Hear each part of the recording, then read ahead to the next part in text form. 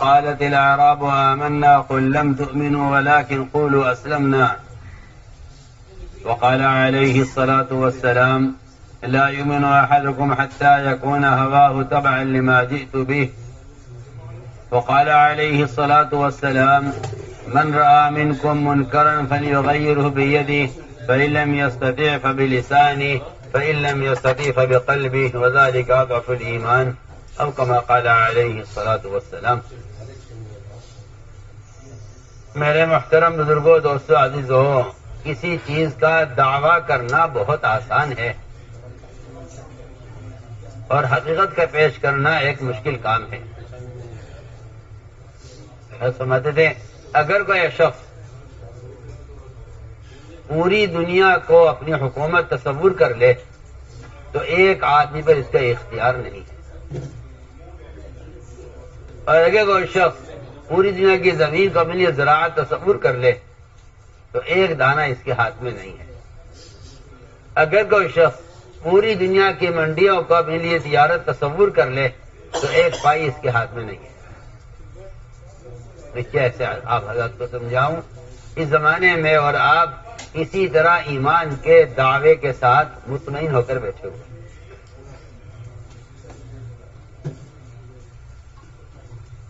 ایک چیز کی حقیقت ہوتی ہے، ایک اس کا وجود ہے، ایک اس کا تصور ہے. اگر آپ تجارت کو تصور کر لیں تو اس تصور سے آپ ایک پائی حاصل نہیں کر سکتے. اگر آپ زمیندارہ تصور کر لیں تو آپ ایک دانہ حاصل نہیں کر سکتے. اسی لیے میں نے عرض کیا کہ اس بارے میں بھی غور کیا جائے کہ آخر قرآن حدیث ایمان کسے کہتے ہیں؟ قرآن حدیث ایمان کسے کہتے ہیں؟ اللہ تعالیٰ کسی کو آمنا کہنے پر چھوڑیں گے نہیں جب تک اس کا امتحان نہ لے لیں. ایسا ہو نہیں سکتا وہ ہم لا یفتنون کہ بغیر امتحان کے ان کا ایمان تسلیم کر لیا جائے، ایسا نہیں ہوگا. وہ امتحان کیا ہے؟ وہ امتحان دو چیزیں ہیں. وہ امتحان دو چیزیں ہیں. ایک تو اللہ تعالی کی طرف سے نبی خبر دیں گے عقل کے خلاف، اور دوسری چیز یہ ہے امتحان میں کہ وہ حکم دیں گے عقل کے خلاف. دو چیزوں کو تم عقل کے خلاف تسلیم کر لو تو تمہارا ایمان اللہ کے یہاں قبول ہو جائے گا. دو چیزیں قبول کر لو، ایک اخبار، ایک احکام، اور دونوں چیزیں آپ کی سمجھ، عقل، حالات، تجربے سب کہیں کے آپ کی چاہت کے بھی خلاف ہوں گی. بلکہ میں کہتا ہوں کہ جو احکام ہیں وہ آپ کی فطری تقاضوں کے بھی خلاف ہوں گے. احکام آپ کے فطری تقاضوں کے خلاف ہوں گے.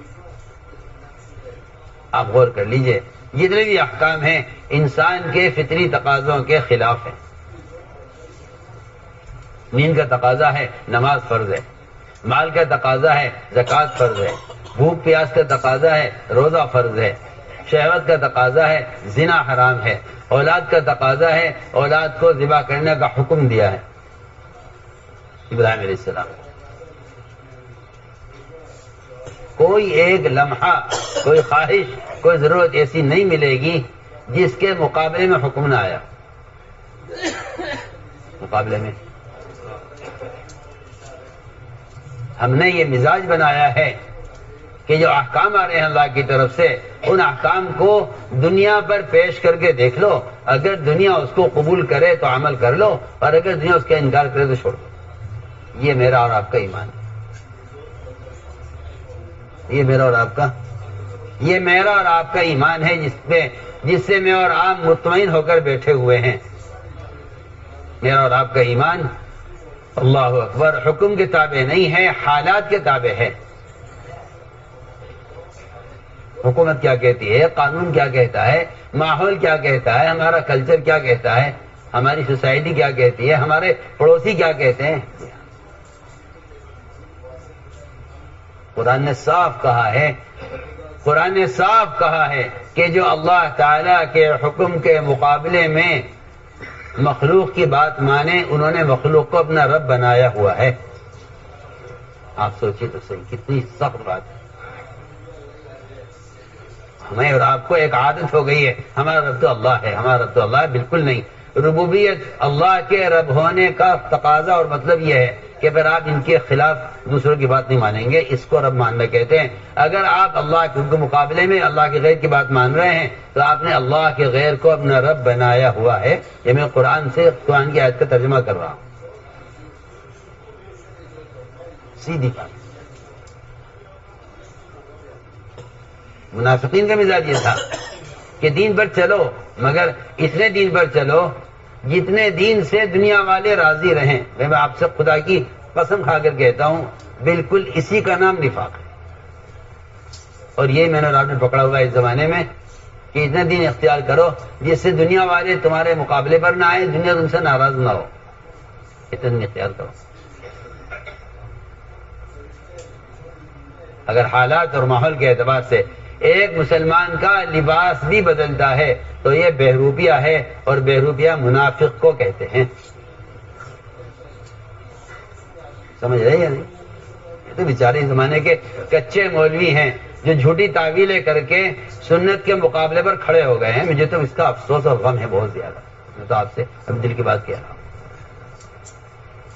یہ زمانے کے کچے مولوی ہیں جو حالات قوانین کے اعتبار سے چلتے ہیں، سمجھتے ہیں کہ ہم امت کے حال پر رحم کر رہے ہیں، ہم کہنے آپ امت کو تباہ کر رہے ہیں۔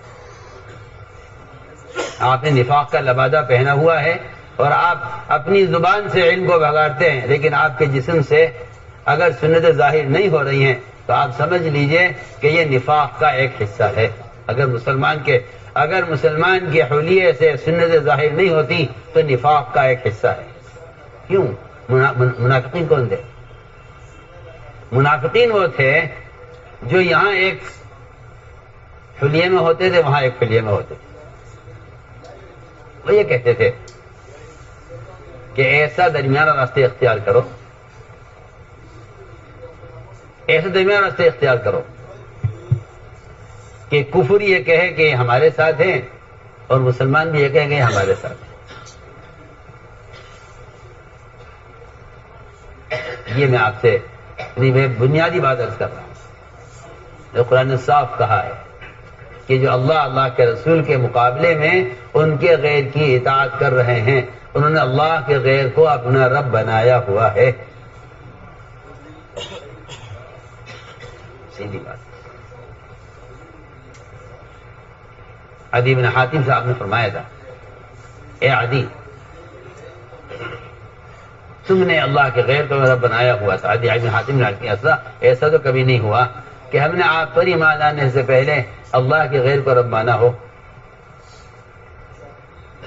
کہ نہیں عدی، یہ بتلاؤ جب تمہارے پوپ اور پادری اور تمہارے احبار رہبان حرام کو حلال کہتے تھے، حلال کو حرام کہتے تھے، تم ان کی بات مانتے تھے؟ نہیں مانتے تھے کہ جی ہم کی بات مانا کرتے تھے۔ آپ نے صاف فرمایا تب تو تم نے اللہ کے غیر کو اپنا رب بنایا ہوا تھا۔ تم نے صاف بات، تم نے اللہ کے غیر کو رب بنایا ہوا تھا۔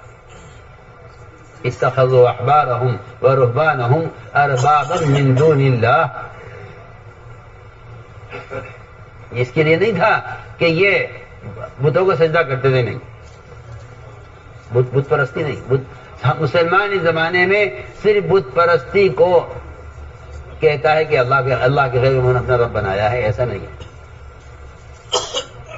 صرف بت پرستی نہیں ہے، اللہ کے غیر کو رب بنانا صرف بت پرستی کو نہیں کہتے۔ اللہ کے غیر کو رب بنانا صرف نہیں کہتے۔ اب سمجھتے تھے، تم یہ سمجھتے ہو سر کسی کے سامنے جھک جائے اور پیشانی اللہ کے غیر کے سامنے رکھ دی جائے، اس کو بت پرستی کہتے ہیں؟ تو فرمایا نہیں، ہرگز ایسا نہیں ہے۔ یہ تو بت پرستی کی انتہا ہے، ابتدا تو معاشرے سے ہوتی ہے۔ کہ کیا کیسے سمجھاؤں آپ کو؟ اس کی ابتدا تو معاشرے سے ہوتی ہے، پکی بات ہے۔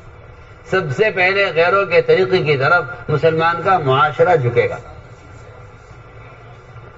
جو آپ کے نزدیک کوئی چیز نہیں ہے اور آپ کہتے ہیں کہ حالات ایسے ہیں کہ اس بارے میں اگر سکوت اختیار کیا جائے تو بہتر ہے. آج کل کہاں وہ زمانہ رہ گیا ہے کہ ایک مسلمان اتباع سنت پر آوے. آپ اس کو چھوڑیے. اس وقت تو فرائض کے ڈالے پڑے ہوئے ہیں. فرائض کے ڈالے اس لیے پڑے ہوئے ہیں کہ سنتوں کو چھوڑ دیا گیا ہے. جو سنت سے محروم کیا جائے گا وہ فرائض سے محروم کیا جائے گا. جو فرائض سے محروم کیا جائے گا وہ ایمان سے محروم کیا جائے گا. یہ ترتیب ہے. یہ ترتیب ہے. میں نے ایک بات عرض کی ہے کہ سوال اس بات کا ہے کہ آپ کے قلب کا جھکاؤ کس طرف ہے. بدن کا جھکاؤ نہیں دیکھا جائے گا بت پرستی میں. یہ دیکھا جائے گا کہ آپ کے قلب کا میلان کس طرف ہے. آپ کے قلب کا جھکاؤ کس طرف ہے. ابراہیم علیہ السلام نے جو اعلان کیا ہے کہ میں رخ اپنا بنے ہوئے سے بنا ہوا ایک طرف پھیر لیا ہے، اس کا مطلب یہ تھا کہ ابراہیم علیہ السلام نے وہ تمام صفات جن کا اللہ نے حکم دیا ہے ان کو پورا کر کے دکھلایا ہے. ان کو پورا کر کے دکھلایا. تو میں عرض کر رہا ہوں کہ اس زمانے میں یہ غلط فہمی پیدا ہوئی ہے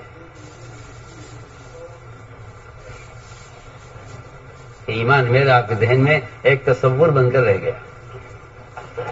اس لیے فرمایا کہ اپنے ایمان کو پیش کرو قرآن پر. ایمان کو پیش کرو قرآن پر اور ایمان کو پیش کرو حدیث پر. اگر آپ ایمان پیش کرتے ہو قرآن حدیث پر اور وہ اس کے مطابق ہے تو ایمان ہے، اور اگر نہیں ہے تو آپ ناقص ایمان پر اکتفا کیے بیٹھے ہوئے ہیں کہ ہاں ناقص ایمان کافی ہے. علماء نے لکھا ہے کہ جو آدمی یہ خیال کرتا ہو کہ یہ میرا ایمان ہے، وہ صحابہ کا ایمان تھا، یہ صوفیہ کا ایمان ہے، یہ ابدال اور اقطاب کا ایمان ہے، یہ ایسا مسلمان ناقص ایمان پر راضی ہو گیا. اس کا ایمان ناقص ہے. اس کا ایمان ناقص ہے. یہ نہیں کہا جائے گا کہ آپ کے اعتبار سے آپ کا ایمان کافی ہے. جو بڑے ابدال ہیں، بڑے صوفیہ ہیں، بڑے اولیاء اللہ گزرے ہیں، ان کا ایمان ان کے اعتبار سے مناسب ہے. صحابہ کا ایمان صحابہ کے اعتبار سے بالکل یہ جہالت ہے، حماقت ہے. یہ اس کو ایمان نہیں کہتے. جتنا ایمان جس کے پاس ہے اتنا لازم ہے، یہ حماقت اور جہالت ہے. سب کے لیے ایک حکم ہے، آمنو کما آمن الناس، کہ ایمان لاؤ جیسا ایمان صحابہ لائے. اس لیے ایمان کا جو درجہ عقیدے میں ہے اور ایمان کا جو درجہ توحید میں ہے اور ایمان کا جو درجہ اللہ کے ساتھ شرک کرنے سے بچنے میں ہے، وہی درجہ ایمان کا ایک استنجا کرنے کی سنت میں ہے. سیدھی بات. وہ درجہ ایمان کا استنجا کرنے کی سنت میں ہے. اگر آپ کے نزدیک استنجا کرنے کی سنت میں ایمان کا وہ درجہ نہیں ہے تو آپ کا عقیدہ اور آپ کے اللہ کی توحید پر آپ کا یقین یہ بھی متاثر ہو کر رہے گا. ایک دن آئے گا کہ آپ کے نزدیک عقیدہ اور توحید کوئی چیز نہیں رہے گی. کیوں؟ اس لیے کہ آپ نے جن کا معاشرہ اختیار کیا ہے وہ اللہ کے انکار کرنے والے ہیں. ان کا معاشرہ آپ کو اللہ کے انکار تک پہنچائے گا. آپ سوچ لیجئے میں کیا کہہ رہا ہوں. آپ یہ مت سمجھیے کہ آپ فرائض پر باقی رہیں گے. ایسا نہیں ہو سکتا. ایسا نہیں ہو سکتا. جس کا معاشرہ بگڑے گا اس کی عبادات بگڑیں گی. جس کی عبادات بگڑیں گی اس کے عقائد بگڑیں گے. جس کے عقائد بگڑیں گے وہ مرتد ہوگا. یہ ترتیب ہے. سیدھی بات. اس لیے ایمان کو جو بیان کیا گیا ہے حدیثوں میں وہ باعتبار کل کے بیان کیا گیا ہے. صرف باعتبار توحید کے اور عقیدے کے نہیں بیان کیا گیا. پڑھیے آپ حدیثیں. جتنا آپ کو لا یؤمن ملے گا نا حدیثوں میں وہ سارا کا سارا معاشرے سے، معاملات سے، اخلاق سے متعلق ملے گا. لا یؤمن. بلکہ ایک جگہ تو قسم کھا کے فرمایا آپ نے، خدا کی قسم وہ آدمی مومن نہیں ہو سکتا. وہ آدمی مومن نہیں ہو سکتا. آخر ایسا کون بدبخت ہے وہ جو مومن نہیں ہے؟ فرمایا جس کا پڑوسی اس سے مطمئن نہ ہو اور خائف ہو، یہ مومن نہیں ہے. آپ سوچیے، آپ نے ایک جہالت، ایک حماقت چلائی ہوئی اس زمانے میں، پڑھے لکھوں سے کہہ رہا ہوں، وہ جو کہتے ہیں کہ جہاں لا یؤمن ہے وہاں کمال ایمان کا انکار ہے. ایمان کا انکار نہیں ہے، مومن تو آپ ہیں، حالانکہ وہ کمال ایمان کا انکار نہیں ہے. وہ صرف آپ کو کافر نہیں کہا جائے گا فی الوقت، اس کو کہا ہے کہ کمال ایمان پر موقوف ہے حدیث ہے. صرف کفر کا انکار کی وجہ سے کہا ہے کہ اس سے کمال ایمان مراد ہے. اس کا مطلب یہ نہیں ہے کہ آپ کمال ایمان کے مکلف نہیں ہیں، یعنی آپ کمال ایمان کے مکلف ہیں. اس لیے کہ قرآن حدیث میں کامل ایمان کا حکم ہے، ناقص ایمان کا کئی حکم نہیں، ناقص ایمان کا کئی حکم نہیں. اور میں آپ سے اللہ کی قسم کھا کر کہہ سکتا ہوں، جو آدمی اتباع سنت پر نہیں ہے اپنے شکل لباس کے اعتبار سے، اللہ کی قسم اس کا ایمان ناقص ہے. اس کا ایمان، اگر کسی مسلمان کی شکل کسی غیر مسلم سے ملتی ہے تو اس کے ایمان میں یقیناً فرق ہے، اور یہ ایمان اللہ کے یہاں قبول نہیں ہے. سیدھی سیدھی بات، سیدھی بات. اگر کسی مسلمان کی شکل یا اس کا لباس یا اس کا طریقہ یا اس کی شادی یا اس کی کوئی ایک ضرورت کسی غیر مسلم سے ملتی ہے تو اللہ کی قسم اس کے ایمان میں فرق ہے، اللہ کو یہ ایمان قبول نہیں ہے. ایمان اللہ کہاں؟ پکی پکی بات. ایسا شخص قبر میں صاف کہے گا فرشتے سے جواب میں کہ میں نہیں جانتا کہ محمد صلی اللہ علیہ وسلم کون ہے، کیا ہے، مجھے نہیں معلوم نہیں. پکی بات. اس لیے کہ آپ نے ایک نفاق کا راستہ بنایا ہے جس میں آپ چاہتے یہ ہیں کہ ایسا کوئی راستہ بن جائے درمیان کا ماڈرن اسلام کہ جس کو مسلمان بھی کہا جائے اور یہ بھی کہا جائے کہ ہاں سنت پر تو نہیں ہے لیکن ہے مسلمان، ہم اس کو نہیں مانتے. کیوں؟ آپ غور کیجئے. جو لوگ پکے سچے مسلمان ہو گئے تھے، آپ پر ایمان لے آئے تھے، آپ کے صحابی ہو گئے تھے، انہوں نے ایک مرتبہ آپ سے صرف اتنا سوال کر لیا کہ ہم قرآن پڑھتے ہیں، قرآن پر ہی عمل کرتے ہیں، اسی کو نمازیں پڑھتے ہیں، اسی کو تہجد میں پڑھتے ہیں، اسی کو دیکھ کر پڑھتے ہیں، ہم اجازت چاہتے تھے اگر کبھی کبھی توریت پڑھ لیا کریں، کبھی کبھی توریت پڑھ لیا کریں. حالانکہ توریت آسمانی کتاب ہے، میرا اور آپ کو اس پر ایمان ہے، اس پر ایمان لائے بغیر ایمان کسی کا قبول نہیں کیا جائے گا. آمنت باللہ و ملائکتہ و کتبہ، کتابوں پر ایمان لانا فرض ہے قیامت تک ہر مسلمان کے ذمہ. انہوں نے صرف اجازت طلب کی کہ ہم توریت پڑھنا چاہتے ہیں، ہم توریت پڑھنا چاہتے ہیں، اگر آپ کی اجازت ہو. اتنا سوال کیا ان صحابہ نے جو آپ پر ایمان لا چکے تھے، پہلے یہودی تھے پھر اسلام لے آئے. تو اسلام نے اتنی بات برداشت نہیں کی کہ آپ توریت پڑھیں قرآن پڑھنے کے ساتھ ساتھ، بلکہ حکم ہی آیا آسمان سے ان کے لیے، ان 5 آدمیوں کے لیے، ادخلوا فی السلم کافہ، کہ اسلام میں پورے پورے داخل ہو جائے. سنیے تو صحیح، آپ تو یہودی بن کر بھی مسلمان ہیں، اور وہاں توریت جس پر ایمان لانا فرض ہے، صرف اس کی تلاوت کی اجازت پر قرآن یہ کہہ رہا ہے کہ اسلام میں پورے پورے داخل ہے. ایک پیر اسلام میں، ایک پیر یہودیت میں، یہ نہیں چلے گا. آپ سوچیے، آپ فیصلے کیجیے.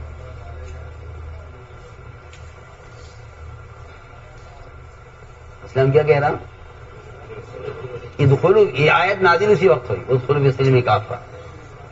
یہ نہیں کہ آپ دو نمازیں پڑھیں، 3 چھوڑ دیں، 3 پڑھیں 2 چھوڑ دیں، اس پر آیت نازل ہو جاؤ کہ اسلام میں پورے داخل ہو جاؤ، یا آپ شراب کو حلال کہہ دیں، یا آپ زکوٰۃ کا انکار کر دیں. نہیں، بالکل نہیں، یہ نہیں ہے. انہوں نے کسی فریضے کا انکار نہیں کیا، انہوں نے کسی عمل کا انکار نہیں کیا، انہوں نے صرف اتنی اجازت چاہی کہ ہم قرآن تو پڑھتے ہی ہیں، کبھی کبھی توریت پڑھ لیا کریں، آسمانی کتاب ہے، ہمارے نبی موسیٰ علیہ السلام پر نازل کی گئی ہے. ہم پہلے کیونکہ یہودی تھے، موسیٰ علیہ السلام کو مانتے تھے، اب ہم اسلام میں آ گئے ہیں، اگر آپ اجازت دیں تو کیا ہم توریت پڑھ لیا کریں؟ اس پر تو قرآن نے ڈانٹ پلائی، ادخلوا فی السلم کافہ، اسلام پر داخل ہو جاؤ۔ اور عمر جیسے عالم نے جن کے بارے میں فرمایا کہ میرے بعد نبی ہوتے، عمر نبی ہو سکتے تھے، انہوں نے صرف اپنی معلومات کے لیے، جاننے کے لیے کہ معلوم تو ہو اللہ نے موسیٰ علیہ السلام کے احکام دیے تھے، توریت کا ایک ورق پڑھا، ایک ورق توریت کا ایک ورق پڑھا، اور اسے پڑھ کر آپ کی خدمت میں لے کر آپ کی خدمت میں حاضر ہے۔ میں عمر یہ ہاتھ میں کیا ہے کاغذ، کیسے کاغذ لے پھر رہے کہ جی یہ توریت کا ایک ورق ہے جو میں نے لیا ہے بنی اسرائیل ان لوگوں سے، یہود سے، تاکہ ہم دیکھیں تو صحیح اللہ نے موسیٰ علیہ السلام کے احکام دیے تھے۔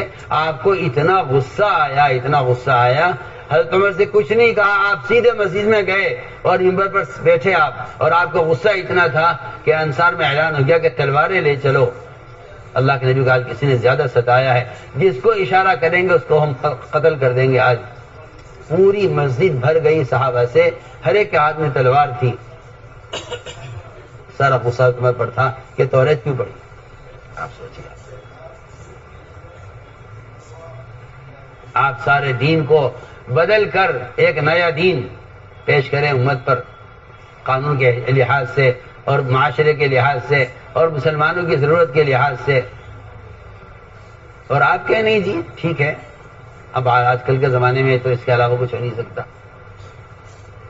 مجھے افسوس ان مولویوں پر ہے، میں صاف صاف آپ سے کہہ رہا ہوں، جنہوں نے درمیان کے راستے کی تائید کی ہے۔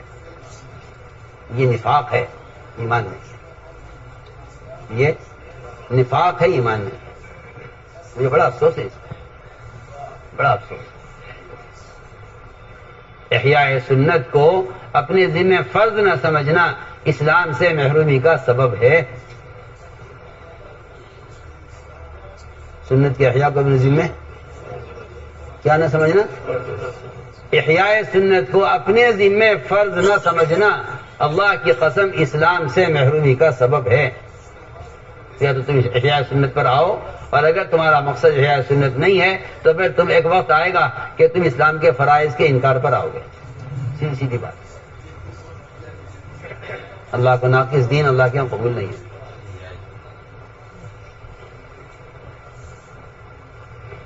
تو میں نے عرض کیا ہے کہ اتنا بھی برداشت نہیں ہوا کہ آپ توریت پڑھیں۔ آپ نے منبر میں بیان دیا اور ساری مسجد بھر گئی، انصار ہر ایک ہاتھ میں تلوار تھی، اور آپ نے بیان کیا اے عمر آج اگر موسیٰ علیہ السلام زندہ ہو کر آ جائیں ان کے لیے کوئی راستہ نجات کا نہیں سوائے میرے طریقے کے۔ اگر انہوں نے اپنی شریعت پر موسیٰ علیہ السلام نے عمل کیا وہ نجات نہیں پائیں گے، اور اگر تم نے ان کی شریعت پر عمل کیا تم گمراہ ہو جاؤ گے۔ یہ دونوں باتیں فرمائیں۔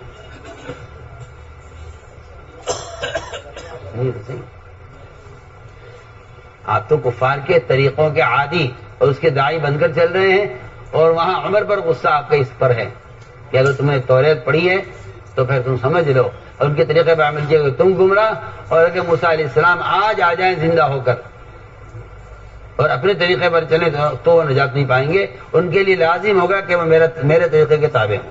اگر نبی آپ صلی اللہ علیہ وسلم کے طریقے کے تابع ہوئے بغیر نجات نہیں پا سکتے تو آپ کی امت آپ کے طریقے کے خلاف نجات کیسے پا سکتی ہے؟ آپ فیصلہ کیجیے۔ جو مستقل شریعت لائے ہیں، جن کی مستقل شریعت ہے موسیٰ علیہ السلام کی، اگر وہ آپ کے اتباع کے بغیر نجات نہیں پا سکتے تو جو امت آپ کی شریعت پر ہے وہ دوسروں کے طریقے پر نجات کیسے پا سکتی ہے؟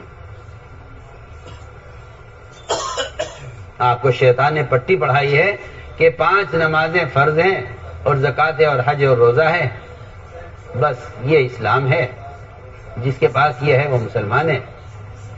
حالانکہ میں آپ سے اندر کی بات بتاؤں، اصل یہ کفر سے نکلنے کی شرائط ہے۔ فرائض کا ادا کرنا کفر سے نکلنے کی شرائط، یہ کفر سے نکلنے کی شرائط ہیں۔ جس طرح آپ بغیر ویزے کے کسی ملک میں داخل نہیں ہو سکتے، اللہ کی قسم ان فرائض کے بغیر آپ اسلام میں داخل نہیں ہو سکتے۔ جیسا آپ سمجھ رہے ہیں نا، وہ کمال ہے ہمارا دین کہ ہم فرائض پر عمل کرتے ہیں. یہ کفر اسلام کی کا آخری بارڈر ہے. بالکل کفر اسلام کا، یہ کفر اسلام کا آخری بارڈر ہے، یہ فرائض کا ادا کرنا، فرائض کا ادا کرنا. یہ اسلام کا آخری بارڈر ہے. اگر اس میں کچھ کم ہو گیا تو آپ اسلام میں داخل نہیں سمجھے جائیں گے. سیدھی بات، آخری بارڈر ہے کفر اسلام کا کہ آپ کے فرائض باقی رہ جائیں صرف. اس لیے کیا پڑھیں حدیث ہے، زکوٰۃ کا انکار کفر ہے، نماز کا چھوڑنا کفر ہے.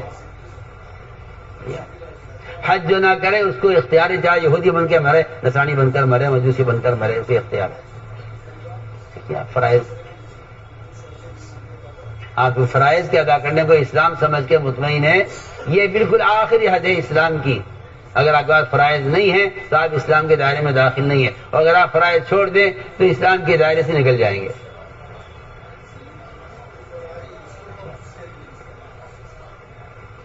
جیسا آپ کے نزدیک اسلام کافی ہے. تو میرے دوستوں، میں یاد کرنا چاہتا ہوں کہ آپ حدیث پر ایمان کو پیش کیجئے اور پھر دیکھیے کہ احادیث میں ایمان کسے کہا گیا ہے. احادیث میں ایمان کسے کہا گیا ہے؟ لا یؤمن احدکم حتی یکون ہواہ تبعا لما جئت بہ. جتنا کچھ میں لے کر آیا ہوں اگر آپ عملی طور پر آپ کے پاس نہیں ہے تو پھر آپ ایمان والے نہیں ہو سکتے. وہ تو لوگوں نے تعویلیں کر کے تعبیرات کے زور کو ختم کر دیا.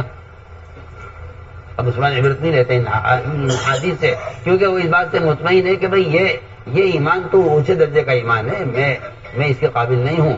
لہذا میرے لیے میرے اعتبار سے ایمان، صحابہ کے لیے صحابہ کے اعتبار سے ایمان، اور صوفیہ کے لیے صوفیہ کے اعتبار سے ایمان. یہ جہالت ہے، حماقت ہے. اسلام میں اس کی کوئی اصل نہیں ہے. مولوی صاحب سن رہے؟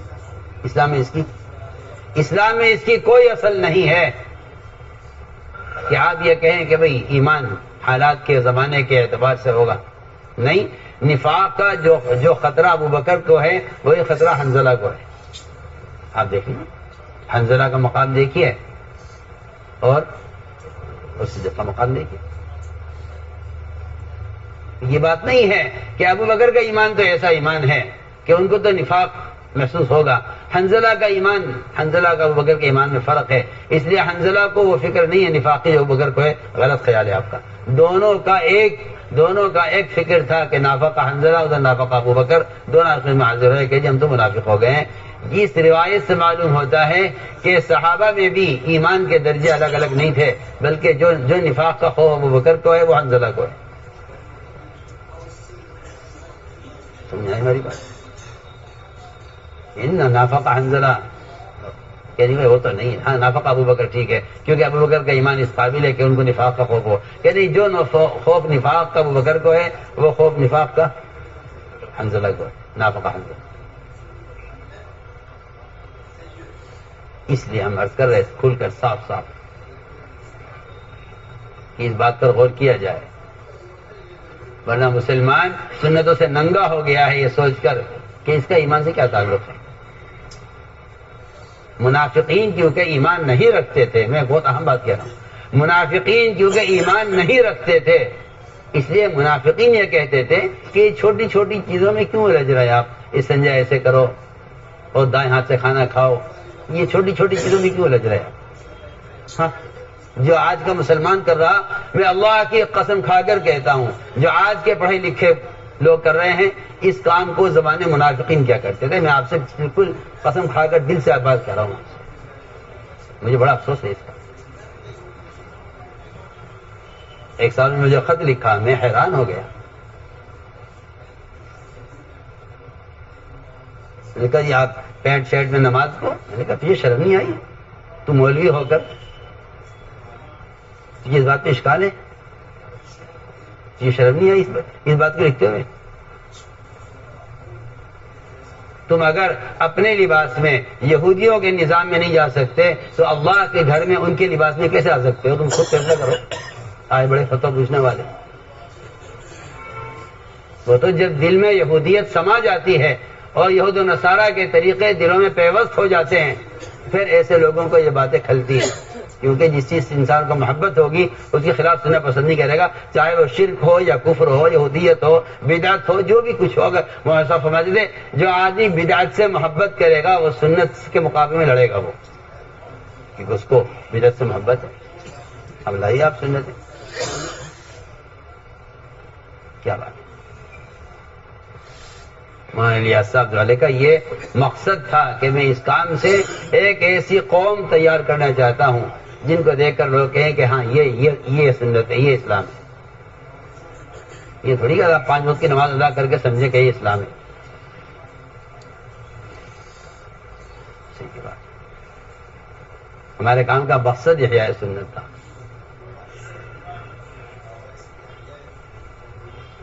تو میں نے عرض کیا کہ یہ منافقین کہتے تھے یہ چھوٹی چھوٹی چیزوں میں کیا. منافقین نے اعتراض کیا تھا. منافقین نے اعتراض کیا تھا کہ یہ تمہارے نبی اتنے بڑے بڑے کارنامے،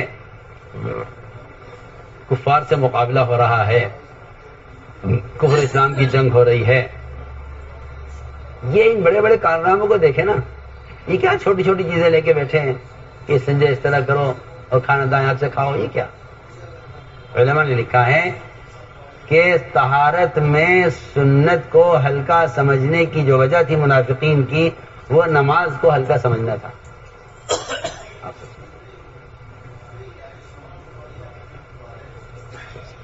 یہ اس کی وجہ لکھی کہ جو نماز کو ہلکا سمجھتے تھے وہ طہارت کی سنت کو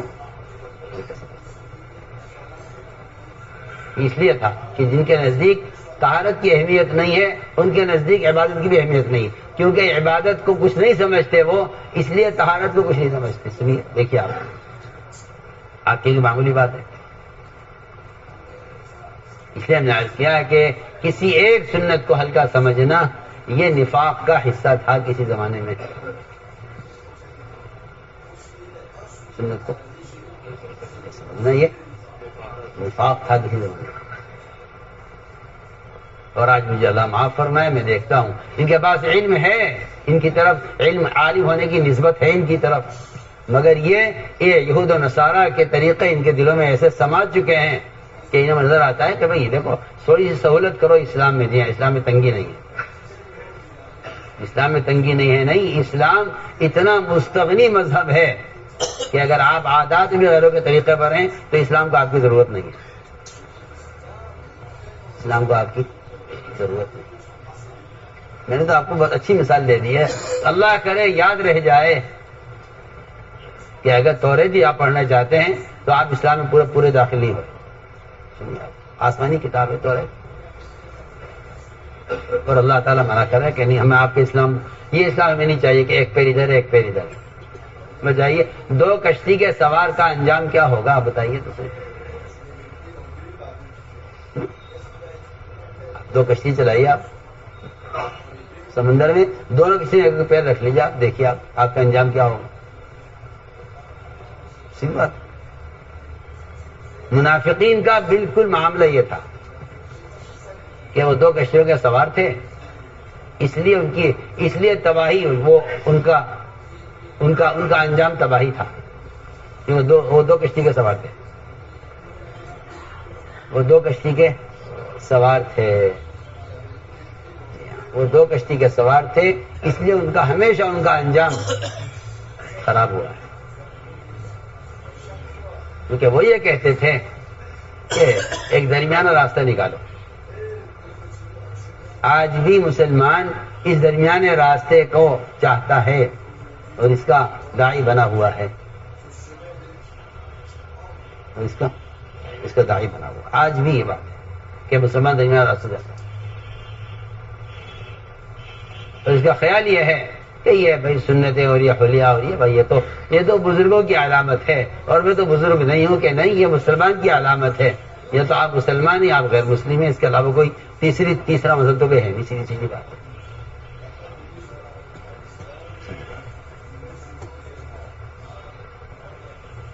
رہا قانون کہ اللہ تعالیٰ کا نظام یہ ہے کہ وہ اسلام کے خلاف قوانین اس لیے نہیں لاتے نعوذ باللہ کہ مسلمان کوئی اور راستے اختیار کرے، وہ اسلام کے خلاف قوانین اس لیے لاتے ہیں کہ وہ اس میں مسلمان کی طلب اور کوشش کو دیکھنا چاہتے ہیں کہ مسلمان میں کیا طلب اور کوشش ہے۔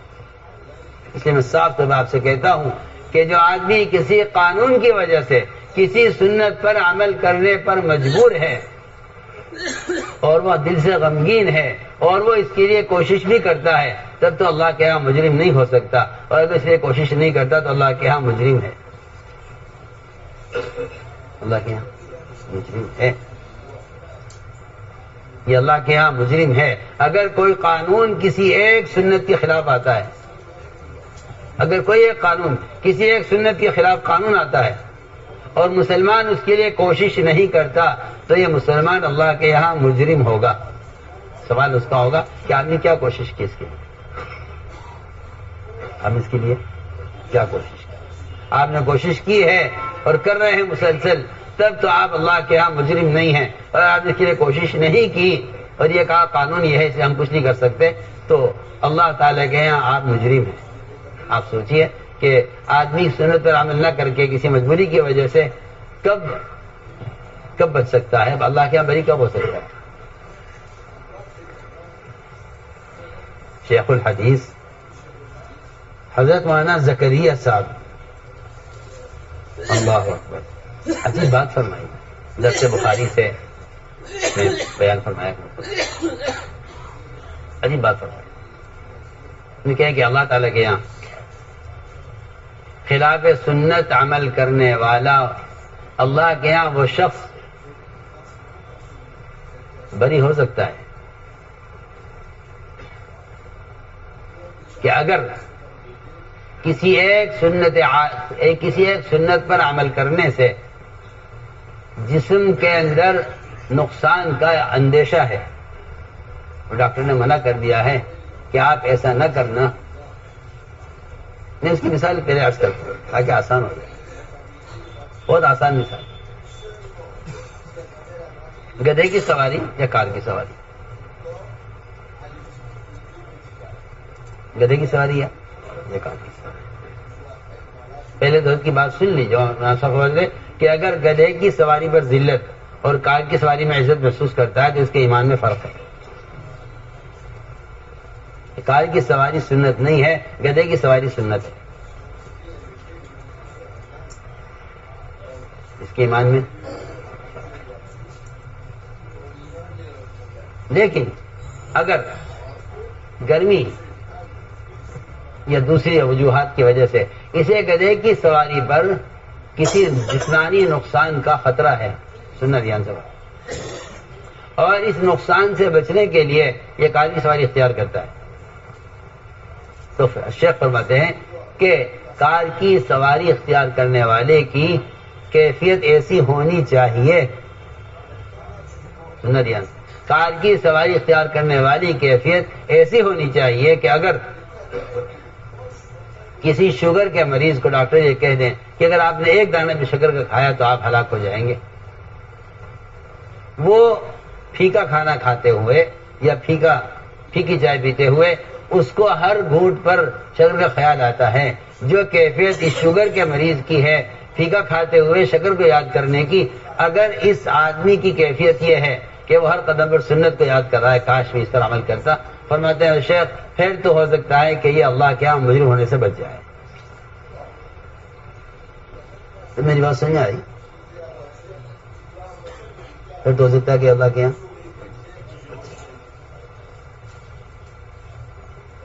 پھر تو ہو سکتا ہے کہ اللہ کے یہاں مجرم ہونے سے بچ جائے۔ اور اگر اس کو خلاف سنت طریقہ پسند ہے، اگر اس کو خلاف سنت طریقہ پسند ہے اور کوئی مجبوری اس کے لیے نہیں ہے،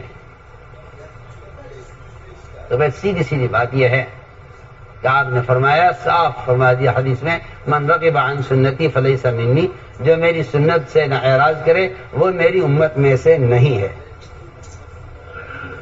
آپ غور کر لیں، میری امت میں سے من رغب عن سنتی فلیس منی، وہ میری امت میں سے نہیں ہے. جو میرے کسی بھی عمل سے اعراض کرے میری امت میں سے نہیں.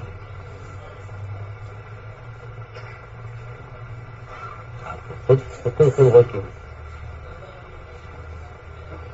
اس لیے کہ اس زمانے کے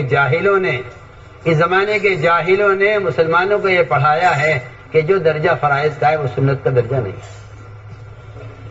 یہ جاہلوں نے پڑھایا ہے آپ کو.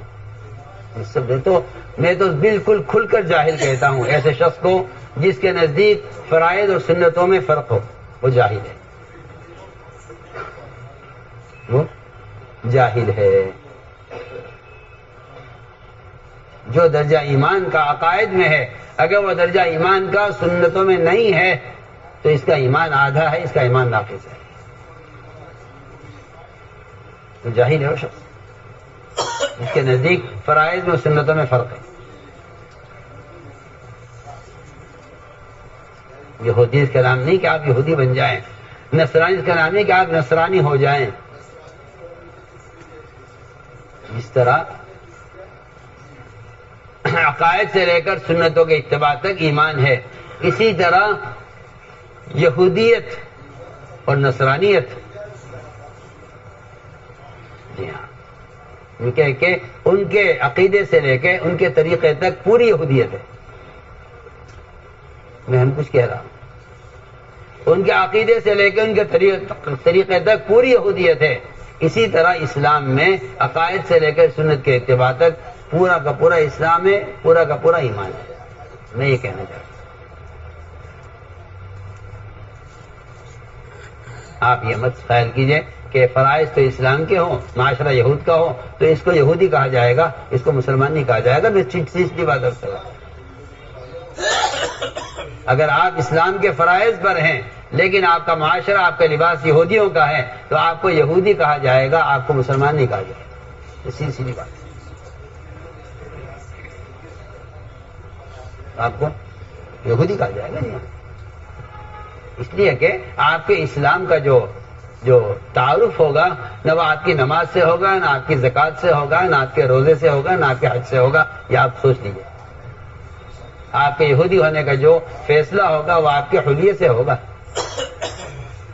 وہ آپ کے حلیے سے ہوگا. جی آپ اس کو سوچ لیجیے. آپ کے حلیے سے فیصلہ ہوگا. حضرت عمر نے فرمایا تھا کہ جو آدمی ظاہر میں ہمیں مسلمان دکھلائی دے گا ہم اس پر اعتماد کریں گے، اس کو قریب کریں گے، اس کو مسلمان سمجھیں گے، چاہے وہ تنہائی میں کیسا بھی ہے. اور جس کے ظاہر کو ہم دیکھیں گے کہ اس کا ظاہر اسلام کے مطابق نہیں ہے، نہ ہم اس پر اعتماد کریں گے، نہ اس کو قریب کریں گے. اگرچہ وہ یہ کہے کہ جس کی تہجد بہت اچھی ہے اور اس کی رات کا رونا بہت اچھا ہے اور اس کی تلاوت بہت اچھی ہے اور یہ تو بڑے لمبے لمبے وظیفے. آج کل مسلمانوں میں یہ جہالت عام ہے کہ میاں نماز، ذکر، تلاوت، عبادت کو اچھی کرو، باقی رہا حلیہ اس کا اسلام سے کوئی ایسا ضروری نہیں ہے. جس طرح چاہو بن کر رہو. نہیں، اگر آپ اتباع سنت پر نہیں ہیں تو آپ اسلام کو مٹا رہے ہیں. سیدھی بات. آپ کو اپنے حلیے سے بتانا پڑے گا میں مسلمان ہوں. آپ کو اپنے حلیے سے بتانا پڑے گا کہ آپ مسلمان ہیں. پکی بات. وقال اننی من المسلمین جو قرآن کی آیت کا حصہ ہے، جو دعوت اور عبادت کو جمع کرنے پر بتایا گیا ہے، اس کا مطلب ہی یہی ہے کہ آپ اپنے حلیے سے اپنے آپ کو مسلمان ظاہر کیجئے. اس لیے صاف بات ہے اسلام کے حلیے کو چھپانے والا فاسق ہے. اسلام کو حلیے کو چھپانے والا فاسق ہے. امامت کی بھی قابل نہیں، امامت کے بھی قابل نہیں ہے. امامت کے بھی قابل نہیں ہے. جو آدمی اپنے اسلام کو چھپا رہا ہے حلیے کے اعتبار سے وہ فاسق ہے. آپ جانتے ہیں فاسق کسے کہتے ہیں؟ ان المنافقون هم الفاسقون. پڑھیے نا قرآن کہ منافق فاسق کو تو منافق کہتے ہیں. آپ سنیے تو نہیں کیا کہہ رہا ہوں. جس کے حلیے سے اسلام ظاہر نہیں ہوگا وہ آدمی فاسق ہے. وہ آدمی فاسق ہے. اور قرآن نے کہا ہے کہ ان المنافقون هم الفاسقون، کہ منافقی تو فاسق ہیں. اچھی بات ہے. فسق اور نفاق ایک چیز ہے. فسق اور نفاق ایک چیز ہے. فسق اور نفاق ایک چیز کا نام. پڑھیے آپ قرآن پڑھیے تاکید کے ساتھ، ان المنافقین هم الفاسقون. جو منافق ہیں وہی فاسق ہیں. کیا مطلب ہے؟ یہ فاسق اسے کہتے ہیں جو اسلام کی علامتوں کو چھپائے کہ میں دیکھنے سے مسلمان نہ لگوں. دیکھنے سے، اور آپ جانتے ہیں، آپ دیکھ لیجیے اس زمانے میں اس ملک میں مسلمان کے علاوہ ہر قوم پہچانی جاتی ہے. سکھ کو پہچان لو، ہندو کو پہچان لو، اس کے بعد وہ علامتیں ہیں جس سے پہچانا جاتا ہے. اگر نہیں پہچانا جاتا تو مسلمان نہیں پہچانا جاتا. آپ کو پوچھنا پڑتا ہے مسلمان سے نام پوچھ کر آپ سلام کرتے ہیں. یہ قیامت کے قریب آنے کی نشانی ہے کہ حدیث میں آتا ہے التسلیم بالمعرفہ من اشراط الساعہ. اصلاح کے قیامت کے قریب آنے کی نشانیوں میں سے ہے کہ آپ نام پوچھ کر سلام کریں گے، کیونکہ قیامت فاسقوں پر قائم کی جائے گی. آپ سوچئے نا میں کتنی اہم بات عرض کر رہا ہوں. مولوی صاحب کس پر قیامت قائم کی جائے گی؟ فاسقوں پر. قیامت قائم کی جائے گی فاسقوں پر. فساق پر قیامت قائم کی جائے گی. اور یہ حدیث میں ہے بالکل کہ جب قیامت قریب آ جائے گی تو مسلمان اتنا سنتوں سے خالی ہو جائے گا کہ اس کو سلام کرنے کے نام پوچھنا پڑے گا. پتہ نہیں مسلمان غیر مسلم ہے کون ہے. مسلمان ہی ہے. ہم آپ سے صاف طور پر عرض کرتے تھے کہ جو قوم مسلمان ہوتے ہوئے اپنے معاشرے پر مجتمع نہیں ہے وہ قوم مردہ ہے، اور جو قوم اپنے معاشرے پر مجتمع ہے وہ غیر مسلم ہو کر بھی زندہ رہیں گے. وہ قوم زندہ ہے جو اپنے معاشرے پر مجتمع ہے چاہے غیر مسلم کیوں نہ ہو، اور وہ قوم مردہ ہے جو اپنے معاشرے میں مجتمع نہیں ہے چاہے وہ مسلمان کیوں نہ ہو. سچی بات. اس لیے ہم نے عرض کیا کہ جتنی روایتیں ہیں، احادیث ہیں جس میں لا یؤمنو لا یؤمنو لا یؤمنو، یہ لا یؤمنو اس لیے کہا گیا ہے تاکہ آپ یہ ایمان لائیں. یہ نہیں کہ آپ کے شرع کی چیز نہیں آپ اس کو چھوڑ دیجئے، یہ نہیں، یہ کہیں بھی ثابت نہیں ہے. جو کہتا ہے کہ یہ بھی ایمان ہے وہ جاہل ہے، وہ اس کو کچھ خبر نہیں ہے قرآن حدیث کی. ورنہ قرآن نے حدیث نے صاف انکار کر دیا ہے. اس لیے لا یؤمن جہاں بھی آپ دیکھیں گے روایتوں میں وہ سارا کا سارا معاشرے سے اور اخلاق اور معاملات سے متعلق ہوگا. آپ پڑھیے قرآن، آپ پڑھیے حدیثیں. اس لیے ہم نے عرض کیا پہلے ایمان کو پیش کرو قرآن حدیث پر. یہ کسے ایمان کہتے ہیں؟ وہ ایمان ہے جس کا انکار کرتے ہیں وہ ایمان نہیں ہے. کامل نہیں ہے، ناقص صحیح ہے تو بنانے کی باتیں ہیں سب. جو علماء نے لکھا ہے جن کے متقدمین جو لکھ گئے ہیں، بعد کے آنے والے بچڑونگڑے کہوں گا میں تو ان کو، جو اس کی مخالفت کر کے ایک نیا مذہب پیش کرنا چاہتے ہیں، جنہیں کوئی تمیز نہیں ہے، کوئی عقل نہیں ہے، کوئی سمجھ نہیں ہے. ان کے پاس اوپرا علم ہے بیچاروں کے پاس، یہ اس سے جدید مسائل نکال کر امت کو گمراہ کرنا چاہتے ہیں. اس کے علاوہ کوئی مقصد نہیں. ان کی نئی معلومات اور نئے ان کے جو کہنا چاہیے مسلمات ہیں وہ یہ پرانے لوگوں کو بیوقوف سمجھتے ہیں کہ انہیں کوئی اتنی معلومات نہیں جتنی ہمیں. جب آدمی تقوی کے بغیر اور اتباع سنت کے بغیر علم میں داخل ہوتا ہے تو اس کو گمراہی کے دلائل ملتے ہیں. ہم کچھ کہہ رہے ہیں، علماء سے کہہ رہے ہیں جو تقوی کے بغیر اور احیاء سنت کے جہد کے بغیر علم میں داخل ہوں گے ان کو گمراہی کے دلائل ملیں گے. کیونکہ قرآن یہ کہتا ہے کہ جو ہلاک ہوگا بھی دلیل سے ہلاک ہوگا، جو ہدایت پائے گا وہ بھی دلیل سے ہدایت پائے گا. قرآن دونوں کے لیے ہے، گمراہ کرنے کے لیے بھی قرآن ہے، ہدایت کے لیے بھی قرآن ہے. دونوں کے لیے قرآن ہے. قرآن دونوں کے لیے، قرآن دونوں کے لیے. لہٰذا کمہر کا امبینہ وجہ من حی امبینہ، دونوں کے لیے قرآن ہی ہدایت بھی دے گا، قرآن ہی گمراہ بھی کرے گا. یضل بہ کثیرا ویہدی بہ کثیرا. اور گمراہ کون ہوں گے؟ کہ گمراہ قرآن کے ذریعے صرف فاسق لوگ ہوں گے، صرف فاسق لوگ گمراہ ہوں گے قرآن کے ذریعے. آپ میری بات کو معمولی مت سمجھیے، میں بہت بنیادی باتیں عرض کر رہا ہوں، اور اس لیے کہنی پڑ رہی ہے آج کہ ایک طبقہ امت میں ایسا تیار ہو گیا ہے جن پر علم کا ٹھپا لگا ہوا ہے، مگر ان کو احیاء سنت کا کوئی فکر، کوئی غم نہیں ہے. اور اگر ان کے سامنے کوئی بات ایسی آ جائے جس میں رواج کی مخالفت ہو تو وہ رواج کی تائید کرتے ہیں سنت کے مقابلے میں. یہ ان کا اندر کا فسق ہے، اس کے علاوہ کچھ نہیں ہے. فاسق ہے وہ آدمی جو کسی غیروں کے کسی طریقے کو سنت کے مقابلے میں اچھا سمجھے، وہ فاسق ہے. پکی پکی بات.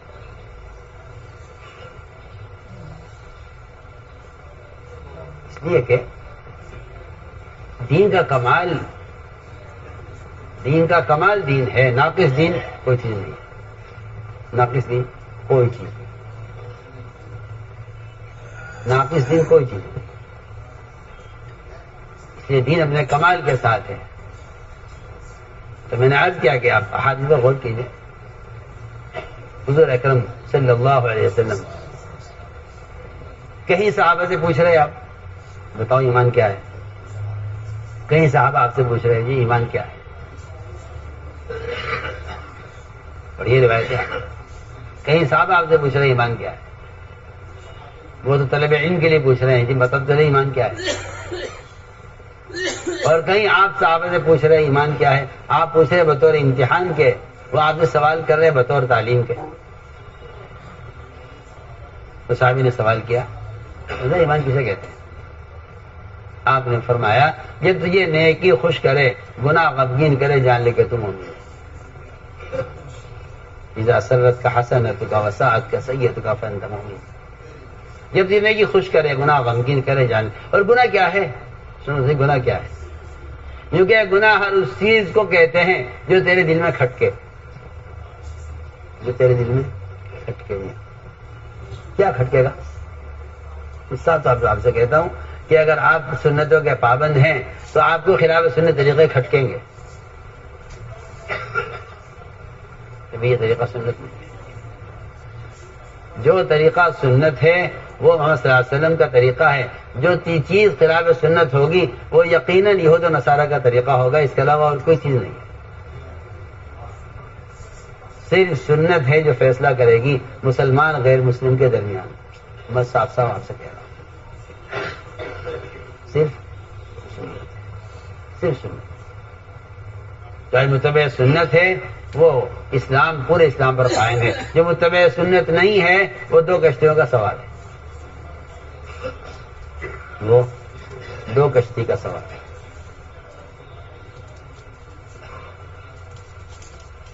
آپ یہ کہتے ہیں جی کیا کریں ہم ایسے ماحول کیا چیز ہے. ایک صاحب مجھ سے کہنے لگے جی میں اصل میں ہم اسکول میں پڑھتے ہیں. میں نے کہا تمہارے اسکول میں سکھ نہیں پڑھتے؟ کہاں پڑھتے ہیں؟ میں نے کہا وہ کہاں جی وہ تم نوڑی سے رہتے ہیں. کتنی غیرت کی بات ہے. وہ غیر مسلم تو اپنے کلچر کو چھوڑنے کو تیار نہیں ہے، چاہے کہیں چلے جاؤ، وزیر اعظم سے لے کر ایک چپراسی تک.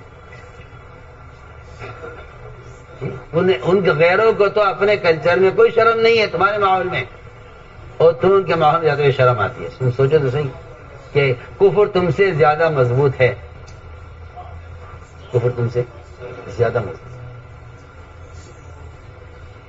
جیسے مقداد کا لقمہ ہاتھ سے گرا اور زمین سے اٹھایا اس کو کھانے کے لیے. کھانے کو تھے برابر سے ایک آدمی نے ہاتھ مار کر ان سے کہا کہ مقداد رضی اللہ تعالیٰ عنہ سے کہ آپ مسلمانوں کے امیر ہیں اور ان کے علاقے میں آئے ہیں، یہاں کے لوگ بالکل نئے لوگ ہیں اور یہ بیچارے کفر کے زمانے کے قریب ہیں، یا بعض ان میں غیر بھی ہیں جو یہاں کے بڑے عہدے دار لوگ ہیں، وہ ذرا اچھا نہیں سمجھیں گے کہ آپ لقمہ زمین سے اٹھا کر کھائیں. اس لیے یہاں بے شک یہ سنت تو ہے، مانتے ہیں، لیکن اس سنت پر عمل کا یہاں اس جگہ موقع نہیں ہے. یہ ہے یہ ہے وہ نفاق جو کہہ رہا ہے یہاں موقع نہیں ہے، یہ ہے وہ نفاق جس کا جو کہتا ہے یہاں سنت ہے، یہ مانتے ہو سنت ہے، یہاں موقع نہیں ہے، یہاں اس کا موقع نہیں۔ بتاؤں مسلمانوں کو شیطان نے کیا دھوکہ دیا ہے؟ شیطان نے مسلمانوں کو یہ دھوکہ دیا ہے کہ سنت پر وہاں عمل کرنا چاہیے جہاں آپ لوگوں کے سنت پر ہنسنے کا سبب نہ بنے۔ اگر آپ نے یہاں عمل کیا سنت پر تو لوگ آپ پر ہنسیں گے، لہذا آپ ذریعہ بنیں گے سنت پر ہنسنے کا تو آپ کو گناہ ملے گا۔ یہ شیطان نے ایسی پٹی پڑھائی ہے مسلمانوں کو اس زمانے کے کہ میں کہتا ہوں کہ اس سے بڑا کوئی جاہل نہیں ہے، اس سے بڑا کوئی پاگل نہیں جو کسی ماحول میں سنت کو اس لیے چھوڑ دے کہ لوگ اس پر ہنسیں گے اور میں ذریعہ بنوں گا سنت پر ہنسنے کا۔ میں تو حیران ہو گیا صاحب کی بات سے، میں تو بیان کر رہے تھے وہ صاحب میرے جا کے پکڑ لیا انہیں بیان کے بیچ میں، نہیں یہ کیا بات کر رہے ہیں یار کیا بات کر رہے ہیں؟ جو غلطی ہو گئی، میں نے کہا بہت بڑی غلطی، آپ تو سنت کو مٹانے بیٹھ گئے یہاں، آپ تو یہاں سنت کو مٹانے بیٹھ گئے یہ کہہ کر کہ سنت پر وہاں عمل کرنا چاہیے جہاں کوئی ہنسنے کا آپ سب نہ بنے۔ میں نے کہا نہیں، اللہ نے قرآن میں فیصلہ کر دیا ہے، قیامت تک کے لیے فیصلہ ہے کہ جو آدمی کی سنت پر ہنسے گا اللہ تعالیٰ اس سے خود نمٹیں گے۔ انا کفیناک المستہزئین، یہ آپ کے زمانے کے لیے نہیں ہے، سمجھے میں کیا کہہ رہا؟ انا کفیناک المستہزئین یہ آپ کے زمانے کے لیے نہیں، قیامت تک کے لیے فیصلہ ہے۔ جس زمانے میں بھی جو شخص سنت پر ہنسے گا اللہ اس سے خود نمٹیں گے، اللہ اس سے خود نمٹیں گے۔ 7 آدمی تھے، 7 آدمی جی استہزاء کرتے تھے، آپ کا مذاق اڑاتے تھے۔ جبرائیل یہ 7 آدمی ہیں جو میرے طریقے پر ہنستے ہیں۔ جبرائیل نے کہا دیکھیے کسی وقت اگر یہ 7 آپ کے آس پاس ہوں تو مجھ سے کہیے گا۔ وہ 7 کھڑے ہوئے تھے راستے میں، آپ نے کہا جبرائیل دیکھو یہ ایک یہ ہے، ایک یہ ہے، ایک یہ ہے، ایک یہ ہے۔ کہا جی مجھے تو اللہ نے حکم دیا ہے کہ میں ان سے نمٹ لوں۔ ایک کی طرف اشارہ کیا، جبرائیل آگے بڑھ گئے۔ اب میں جبرائیل تم نے کچھ کیا تو ہے نہیں؟ کہا نہیں میں نے کام کر دیا اس کا، آپ آگے چلیے اور بتائیے کون ہے؟ کہ ایک یہ ہے۔ اس کے اشارہ کیا، آگے بڑھ گئے، وہ بھی کھڑا ہوا تھا۔ جبرائیل تم نے کچھ کیا تو ہے نہیں؟ کہا نہیں کام ہو گیا، آپ آگے بڑھ گئے اور بتائیے کون ہے؟ کہ ایک یہ ہے۔ اس کے اشارہ کر کے آگے بڑھ گئے۔ جبرائیل تم کہہ رہے تھے کہ میں اس کا کام کر دوں گا، وہ تو ٹھیک ٹھاک کھڑا ہوا ہے، کہ نہیں میں نے کام کر دیا، آپ آگے بڑھ گئے۔ ایک کی طرف اشارہ کرتے رہے، آگے بڑھتے رہے۔ ایک کے پیر کے تلوے کی طرف اشارہ کیا تھا، اس کے پیر کے تلوے کے اندر ایک ایسا پھوڑا نکلا پیر کے تلوے میں کہ وہ اس سے مر گیا۔ ایک کی آنکھ کی طرف اشارہ کیا، وہ چیختا تھا کہ میری آنکھوں میں کانٹے ہیں۔ اس کی اولاد کہتی تھی میں آپ کی آنکھ بالکل صاف ہے، کہ نہیں بڑے بڑے کانٹے میری آنکھوں میں ہیں۔ وہ چیختا رہا کہ نکال دو یہ کانٹا، نکال دو یہ کانٹا۔ وہ اولاد کہتی تھی آنکھ بالکل آپ کی صاف ہے، کہ نہیں تمہیں نہیں معلوم وہ بڑا کانٹا میری آنکھ میں ہے۔ اس طرح چیختے چیختے مر گیا۔ تیسرے کے پیٹ کی طرف اشارہ کیا، اس کے پیٹ میں تیزابیت اتنی ہو گئی کہ اس کے منہ سے پاخانہ نکلتا تھا، وہ اسی میں مر گیا۔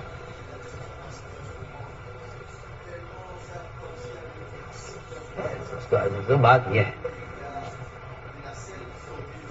آپ سمجھتے ہیں آپ کی یہ حماقت ہے کہ کیونکہ مسلمان دنیاوی فنون میں آگے نہیں بڑھا اس لیے غیر مسلط ہے، مسلمان مغلوب ہے۔ یہ اس زمانے کے جاہلوں کا خیال ہے جو مسلمانوں کے لیڈر بن کر بیٹھے ہیں، اور وہ یہ سمجھاتے ہیں مسلمانوں کو کہ اگر تم تعلیم میں آگے ہوتے نا فنون میں تو تم ان پر مسلط ہوتے۔ کسی صحابی سے کسی نبی سے یہ بات ثابت نہیں ہے، کہیں قرآن حدیث میں یہ بات ثابت نہیں ہے جو آپ کہہ رہے ہیں کہ اگر مسلمان فنون میں آگے ہوتا تو مسلمان غالب ہوتا۔ صحابہ کہتے ہیں ہم کبھی تعداد سے استعداد سے غالب نہیں آئے، ہمیں اللہ نے جب غلبہ دیا ہے تو صرف اتباع سنت پر غلبہ دیا ہے۔ آپ اس روایت پر غور کر لیجئے جس میں اعلیٰ قسم کی عبادت، اعلیٰ قسم کا اخلاص، اعلیٰ قسم کی قربانیاں، لیکن صرف ایک مسواک کی سنت کے چھوٹنے نے فتح ہونے نہیں دی. آپ سوچیں تو صحیح, آپ یہودی بن کر غیروں پر مسلط ہونا چاہتے ہیں, وہاں ایک سنت کے چھوٹنے پر بھی صحابہ مغلوب رہے. آپ سنیے تو صحیح میں کیا کہہ رہے ہیں. آپ نے معاشرے میں یہودی بن کر غیروں پر غلبہ چاہتے ہیں,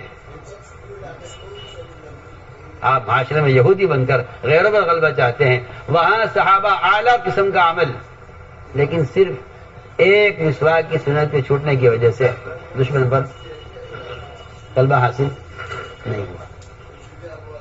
بیٹھ کے مشورہ کیا, آخر کیا بات ہے, نمازیں اعلیٰ درجے کی ہیں, سچائی اخلاص اعلیٰ درجے کا ہے, اللہ کے لڑ رہے ہیں, آخر کیوں کہ ہاں مسواک چھوٹ گئی, اب یاد آیا, کیونکہ مسواک کی تو دشمن میدان چھوڑ کر بھاگا. آپ سوچیں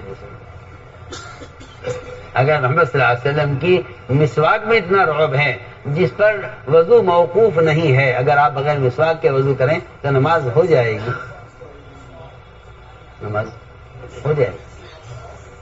لیکن آپ جو کہتے ہیں نا کہ اس کے بغیر بھی اسلام ہو جائے گا, اس کے بغیر بھی اسلام ہو جائے گا, اس کے بغیر بھی اسلام ہو جائے گا, کہ نہیں, بغیر کا مطلب یہ نہیں کہ آپ کی نماز نہیں ہوگی, نماز آپ کی ہو جائے گی, لیکن مسواک کی ایک سنت کا رعب اتنا ہے, مسواک کے رعب کا, مسواک کی سنت کا رعب اتنا ہے کہ جو دشمن تلوار سے پیچھے نہیں ہٹ رہے تھے وہ مسواک سے ڈر کے بھاگے. جس رعب سے اللہ نے محمد صلی اللہ علیہ وسلم کی مدد کی ہے, اللہ نے قیامت تک کے لیے وہ رعب آپ کی سنت میں رکھ دیا ہے. تو لوگ یہ دیکھتے ہیں بھائی موقع دیکھو, موقع ہے یا نہیں, موقع ہے یا نہیں. عداس غلام, مشترک غلام عتبہ شیبہ کا, عداس مشترک غلام عتبہ و شیبہ کا, اس کے اسلام لانے کا جو اصل سبب بنا ہے وہ آپ صلی اللہ علیہ وسلم کے انگور کا دانہ لے کر بسم اللہ پڑھنے پر. عداس نے پوچھا, آپ نے کیا پڑھا ہے؟ آپ نے, آج کل کے لوگ تو بیچارے بے عقل ہیں, کہیں سے نماز کے فوٹو دکھا دیے, کہیں سے جلسے کے فوٹو دکھا دیے, کہیں سے حج کو نشر کر دیا کہ لو جی ماشاءاللہ دیکھو اسلام. کوئی بات ہے بنا, جی اسلام دکھا رہے, کہیں جلسہ دکھلا دیا, کہیں کا مدرسہ دکھلا دیا, کہیں حج دکھلا دیا. حالانکہ اللہ کے مدد کے آنے کے لیے سب سے بنیادی چیز یہ تھی کہ اگر آپ اتباع سنت پر ہیں تو اللہ تعالی مسلمان کے اتباع سنت کے بقدر باطل کے دل میں رعب پیدا کریں گے. ورنہ بات آپ یاد رکھیے گا, مسلمان کے صرف فرائض کے ادا کرنے سے باطل میں کوئی رعب پیدا نہیں ہوتا, بلکہ روایتوں میں ملتا ہے کہ کفار انتظار میں رہتے تھے کہ نماز پڑھیں گے تو ان پہ حملہ کریں گے, کہ نماز پڑھیں گے.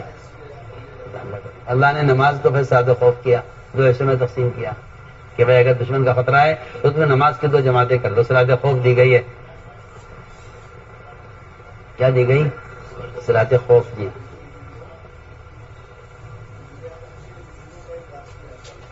تو میں نے عرض کیا کہ ماحول سے صاحب متاثر نہیں ہوتے. حج مقداد کے کان میں جب کہا ان صاحب نے کہ یہاں اس سنت کا موقع نہیں ہے تو چیخ پڑے زور سے اور فرمایا یہ جتنے احمق بیٹھے ہوئے ہیں یہاں, کیا ان کی وجہ اپنے نبی کو سنت کو چھوڑ دوں گا ان احمقوں کی وجہ سے؟ اس کا تھا رعب, اس کا رعب تھا. سوچیے تو صحیح, آپ تو پورا لباس بدل کر اپنا رعب دکھانا چاہتے ہیں, اور عثمان نے کہا تھا کہ اگر میں نے نیا کرتا پہن لیا اور پرانا اتار دیا تو اللہ ہمیں ذلیل کریں گے. آپ سنیے تو صحیح, نیا کرتا پہننا بھی سنت ہے, پرانا پہننا بھی, پیوند کا بھی سنت ہے, نیا بھی سنت ہے. لیکن اگر آپ پیوند کے کرتے کو ہلکا سمجھتے ہیں, کیونکہ پیوند کا پہننا سنت ہے, اگر آپ پیوند کے کرتے کو ہلکا سمجھتے ہیں اور نئے کرتے میں آپ سمجھتے ہیں وہاں والے متاثر ہوں گے, تو انہوں نے صاف فرمایا کہ اللہ ہمیں ذلیل کریں گے, اللہ ہمیں. آپ تو پورا لباس بدل کر بھی عزت چاہتے ہیں اور وہاں صرف کرتا نیا اور پرانا. اس میں حکمت صاحب کہا ہے کہ اگر ہم نے اس وقت ان لوگوں کو متاثر کرنے کے لیے پیوند کا کرتا اتار کے نیا کرتا پہنا تو اللہ ہمیں ذلیل کریں گے. حضرت عمر کا قول کا میں ترجمہ کر رہا ہوں.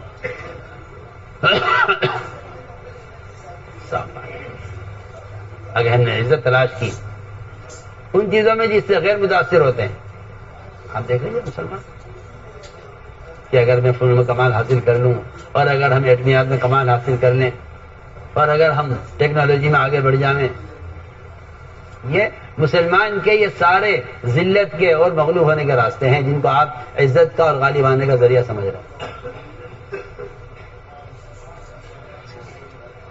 تو کیا کریں؟ ایسے آپ کو رہبری کرنے والے ملے ہیں جو آپ کو جگہ جگہ یہ سمجھائیں گے کہ صرف علم الہی سے نہیں کامیابی ہوگی، آپ کو دنیا کے پھول میں کمال حاصل کرنا پڑے گا، تب آپ غالب آ سکتے ہیں. یہ آج کل کے لوگ پڑھاتے ہیں پٹی، ورنہ اصل بات یہ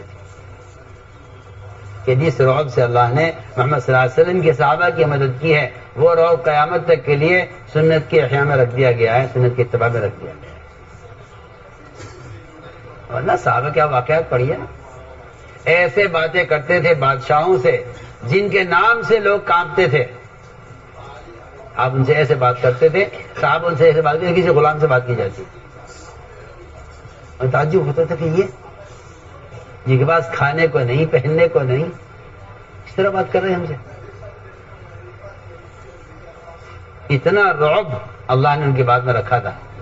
اگر کوئی مشرک صحابی کی بات کو صرف نقل کر رہا ہے جا کے دوسروں میں، اس نقل کرنے والے مشرک میں بھی اتنا اثر تھا بات کا کہ دشمن میدان چھوڑ کر بھاگا ہے. میں آپ کو واقعات کرتا ہوں. جن دشمنوں نے صحابہ کی زمین پر قبضہ کیا،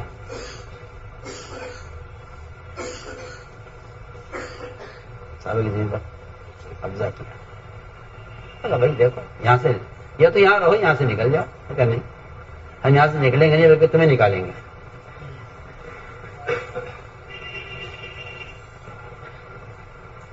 تو اچھا تو ایسا کرو، صلح کر لو، آدھی زمین تمہاری آدھی زمین ہماری، اور آدھا دجلے کا، دجلہ دریا دجلہ آدھا آپ کا آدھا ہمارا، تقسیم کر لو. نہیں یہ بھی نہیں ہوگا. بلکہ ایک کمزور سے کمزور صحابی، بہت ہی کمزور تھے، جی ہاں، ہماری حیثیت ان کی ایسی کہ جس سے غیر متاثر ہوتے، نہ ان کی قوت جسمانی ایسی کہ ان کی طاقت سے لوگ متاثر ہوتے. بہت کمزور ایک صحابی نے یہ کہہ دیا اپنی زبان سے کہ آپ تو کہہ رہے ہیں کہ جگہ آدھی آدھی کر لو، ہم آپ سے کہتے ہیں کہ ادھر کی زمین کا جو آخری کنارہ ہے، اس آخری کنارے پر جو پھل ہے، ہم اس پھل کو اپنے یہاں کی آخری زمین کے آخری درخت پر جو شہد کا چھتا لگا ہوا ہے اس کے ساتھ ملا کر کھائیں گے.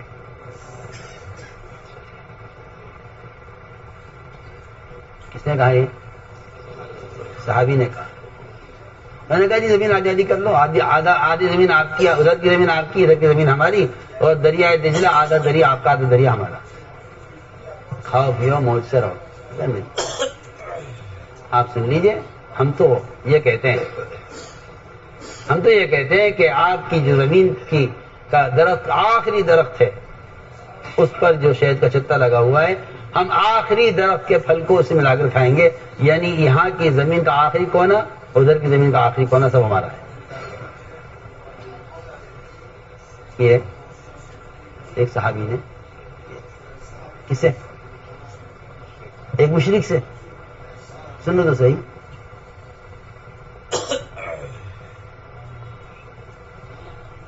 اس بات کو مشرک نے جا کر دشمنوں میں نقل کر دیا کہ بھئی وہ تو یوں کہہ رہے ہیں.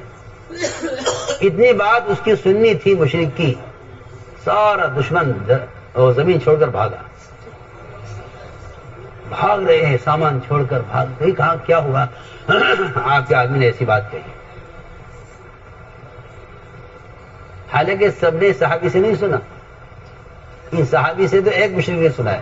اس ایک مشرک نے اس بات کو صرف نقل کیا ہے جا کر، سب بھاگ. ایک بہت بڑا آدمی سے بھاگا نہیں جا رہا تھا، اس کو ایک صحابی نے پکڑا. بھائی کیا بات ہے، تم لوگ کیوں بھاگ رہے علاقہ چھوڑ کر؟ کیا بات ہے؟ رہو آرام سے. کہ نہیں، تمہارے ایک آدمی نے ایک بات کہی ہے جس کی وجہ سے ہم سب ڈرے ہوئے ہیں، ہم سب جا رہے ہیں. واقعی کیا بات کی؟ کس نے کہی؟ کہ وہ تمہارے وہ ہے نا وہ فلاں بوڑھا آدمی، انہوں نے بات کی. صاحب نے پکڑا، بھائی ایسا کیا کہہ دیا تم نے کہ کیا میری تو کوئی بات ہی نہیں کسی. لوگوں نے کہا نہیں بتاؤ تجھے کیا بات. تم نے کہا میں نے کسی سے کوئی بات ہی نہیں کی.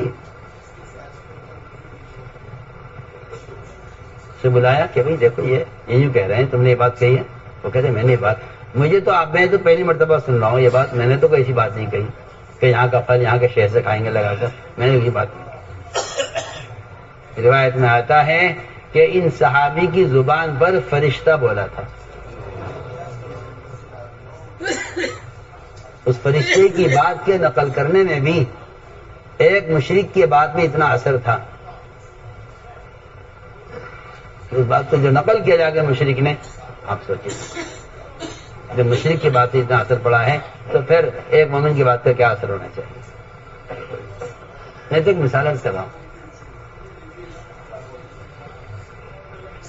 مگر ہماری سب کی کیا کہنا چاہیے، محرومی یہ ہے کہ میں اور آپ یہ کہہ کر بات ختم کر دیتے ہیں کہ وہ صحابی تھے، ہم صحابی نہیں ہیں. میں اللہ کی قسم کھا کر کہہ سکتا ہوں کہ اس امت کی مدد صحابہ کی وجہ سے نہیں تھی. اس امت کی مدد ان طریقوں ضابطے کی وجہ سے تھی جو ضابطے صحابہ نے اختیار کیے. آج اگر یہ امت و ضابطے اختیار کرے تو ایک مسلمان کی مدد 10 صحابہ کے بقدر ہوگی، ایک مسلمان کو اجر 50 صحابہ کے بقدر ملے گا. حدیث میں ہے، صحیح روایت. مگر آپ نے تو نیا اسلام جاری کیا ہے نا، ایک نیا اسلام. آپ تو پڑھے لکھے ہیں، آپ کو اللہ نے علم دیا ہے، مگر آپ ماڈرن اسلام چاہتے ہیں. آپ سنت کے نہ داعی ہیں نہ آپ سنت کے احیا کرنے والے ہیں. آپ کو ایک ماڈرن اسلام چاہیے کہ جس سے سب خوش رہیں. آپ کو ایک ماڈرن اسلام چاہیے. آپ کو شرم آتی ہے اتباع سنت میں. اس میں شرم آنے کی وجہ یہ ہے کہ آپ کے دل میں یہود و نصارہ جڑیں پکڑ چکے ہیں. یہ پکی بات. تو میں نے عرض کیا کہ صحابہ سے آپ نے پوچھا ہے ایمان کسے کہتے ہیں. اس لیے آپ اگر غور کریں اس روایت پہ، جس میں ایک جماعت تشکیل کر کے لائی گئی آپ کے پاس، اور آپ صلی اللہ علیہ وسلم نے دور سے ان کو دیکھا، دور سے دیکھ کر آپ پہچان گئے کہ ایمان والے ہیں. دور سے دیکھ کر آپ پہچان گئے ایمان والے ہیں. نہ نام پوچھنے کی ضرورت ہے نہ مذہب پوچھنے کی ضرورت ہے. دور سے دیکھ کر پہچان لیا. اس لیے کہ مسلمان کو اپنا تعارف کرانے کی ضرورت نہیں ہے. مسلمان کو اپنا تعارف کرانے کی ضرورت نہیں ہے. مسلمان کو اپنا تعارف کرانے کی ضرورت نہیں ہے. جس طرح پولیس والا اپنے لباس سے تعارف کا محتاج نہیں، اس طرح مسلمان اپنے حلیے سے تعارف کا محتاج ہے.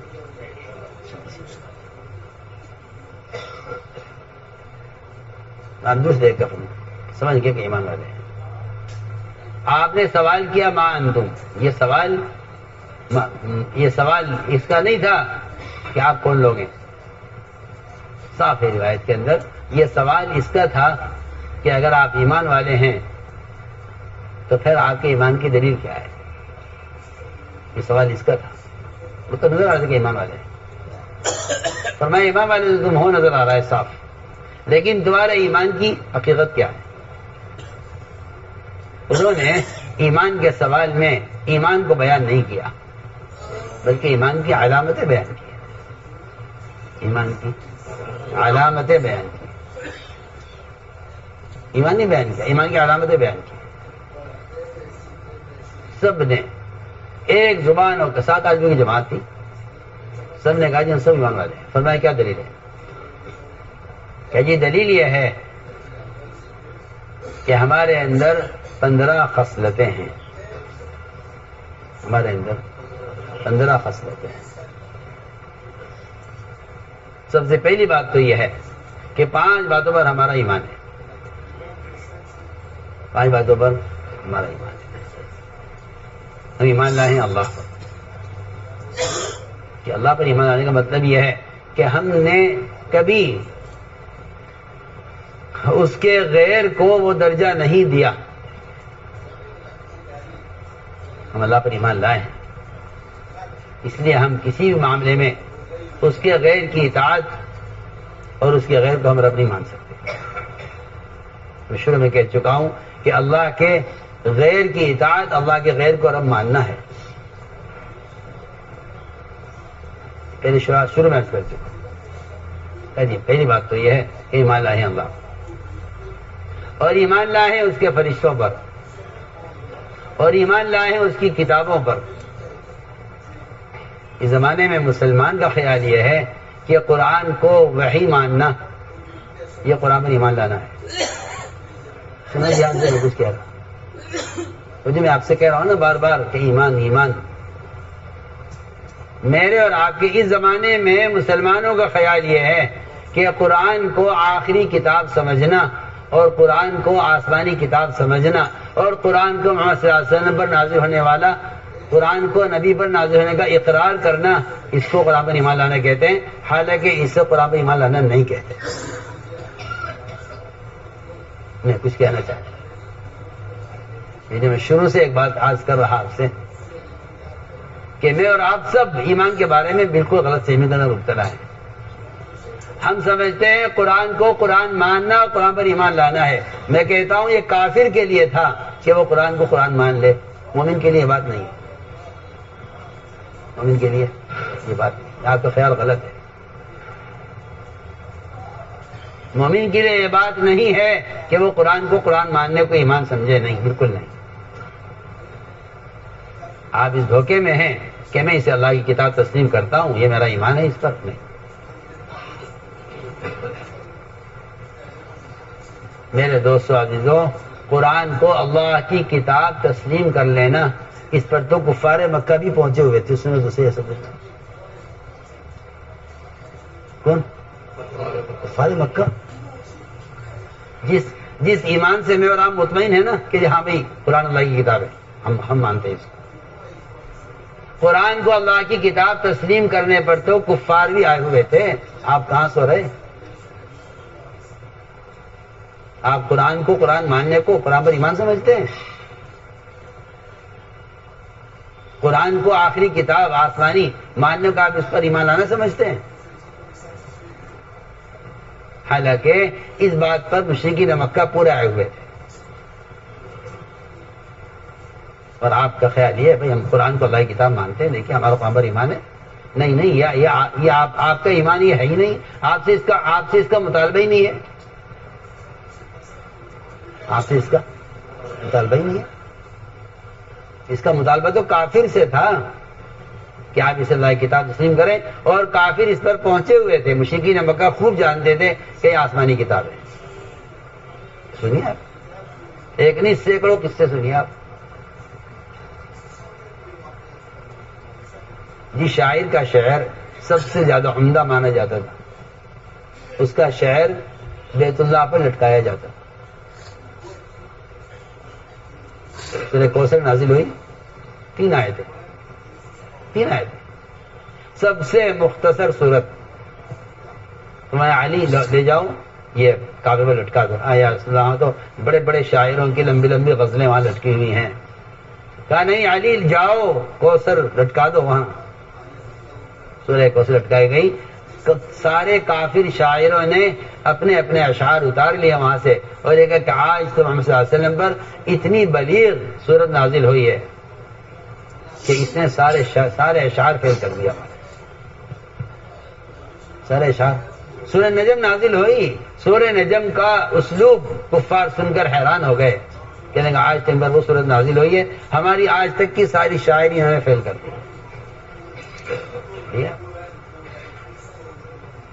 میں آپ سے پوچھتا ہوں کہ میرا ایمان اتنا ہے کہ ہاں یہ اللہ کی کتاب ہے.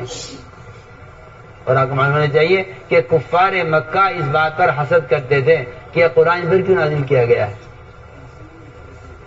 قرآن پر آپ بتائیں، وہ قرآن کو سمجھتے ہوں گے تبھی تو کہہ رہے ہیں بات.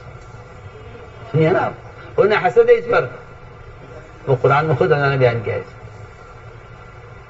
القرآن عظیم کہ یہ قرآن اتنی عظیم کتاب ہے اور اتنی بڑی کتاب ہے اور اتنا بلیغ کلام ہے، یہ انہیں کیوں دیا گیا ہے؟ طائف مکے کی بستی کے کسی بڑے سردار کو دیا جاتا نا، ہم میں سے کسی کے پاس آتا ہی ہے، ان کو کیوں دیا گیا ہے؟ وہ قرآن کچھ تو سمجھتے ہوں گے۔ آپ صرف قرآن ہونے پر ایمان لانے کو ہی آپ سمجھتے ہیں کہ ہمارا کمال ہے۔ ہم کہتے ہیں یہاں مشرکین مکہ پہنچے ہوئے تھے، جہاں آپ پہنچ کر مطمئن ہیں وہاں کفار مکہ پہنچے ہوئے تھے۔